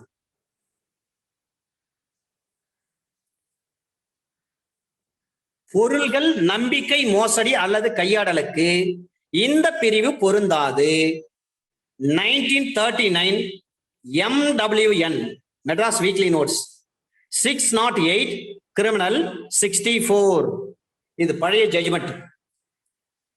பொருள்கள் நம்பிக்கை மோசடி அல்லது கையாடலுக்கு இது பொருந்தாது. பண நம்பிக்கை மோசடி கையாடல் இருக்கு பாருங்க, அதுக்கு பொருந்தும். பண நம்பிக்கை மோசடி அல்லது கையாடலுக்கு இந்த பிரிவு இருக்கிற புரவிசோ அதுல முரண்பட்ட வகையில ஏதாவது குற்றமுறை நம்பிக்கை மோசடிக்கான குற்றச்சாட்டு ஏதாவது வணையப்பட்டு இருக்கும் பொழுது அந்த விசாரணை வாய்டுன்னு சொல்ல முடியாது, அந்த விசாரணை செல்லும். இதுதான் சொல்றாங்க இந்த ஜட்ஜ்மெண்ட்ல. AIR 1960 supreme court page number 661. AIR 1960 supreme court page number 661. இந்த ரெண்டு ஜட்ஜ்மெண்ட் ஸ்பெசிபிக்கா கொடுத்திருக்காங்க. மேடம் உங்களுக்கு கிளியர் ஆயிடுச்சுங்களா இல்லைங்களா? இல்லைன்னா மீண்டும் ஒரு தடவை கேளுங்க. இல்ல சார், எனக்கு என்ன ஒரே ஒரு டவுட்னா, இப்ப நீங்க பொருளுக்கு பொருந்தாதுன்னு சொல்லும்போது மூவபிள் ப்ராப்பர்ட்டிய வந்து நம்ம பொருள்னு தானே எடுத்துப்போம். இந்த ஜட்ஜ்மெண்ட்டை விசாரித்த நீதிமன்றம் அந்த மாதிரி தீர்ப்பு அப்போதைக்கு கொடுத்திருக்காங்க. ஓகே. பொருள்கள் நம்பிக்கை மோசடி அல்லது கையாடலுக்கு இந்த பிரிவு பொருந்தாதுன்னு அப்போதைக்கு பழைய ஜட்ஜ்மெண்ட். உங்களுக்கு டைம் இருந்துச்சுன்னா இந்த ஜட்ஜ்மெண்ட்டை தயவு செஞ்சு கொஞ்சம் எடுத்து படிச்சு பாருங்க, உங்களுக்கு ஒரு ஐடியா கிடைக்கும். வெள்ளக்கார நீதிபதிகள் அவர்களால் கொடுக்கப்பட்ட தீர்ப்பு இது. ஒரு பொருளோ நம்பிக்கை மோசடி அந்த அல்லது கையாடல் இதுக்குதான் இந்த 212 வந்து பொருந்தாதுன்னு சொல்றாங்க. ஆனா பண நம்பிக்கை மோசடி, பணத்தை கொடுக்குறாங்க, நம்பி ஒருத்தட்ட பணத்தை கொடுக்குறாங்க, நம்பிக்கை மோசடி பண்ணிட்டாரு அல்லது பணத்தை வந்து கையாடல் பண்ணிட்டாரு, அவருக்கு பொருந்துமானா பொருந்தும். அது மட்டுமல்ல 306 ப்ரொவிசோல சொல்லப்பட்டிருக்கிற விஷயங்களும் இங்க பார்க்கப்பட்டிருக்கிறது. 306 பொறுத்தவரை tender of pardon to accomplish CRPC கூட்டு குற்றவாளிக்கு மன்னிப்பு அளித்தல். அப்ப கூட்டு குற்றவாளியா இருக்கிறாங்கன்னு சொன்னா அவரால் செய்யப்பட்ட குற்றம் பாத்தீங்கன்னா 7 ஆண்டுகளுக்கு மேற்பட்டு தண்டிக்கக்கூடிய குற்றமாக இருக்கும் பட்சத்தில் தான் 306 மேட் அவுட் ஆகும், இல்லைன்னா 306 மேட் அவுட் ஆகாது.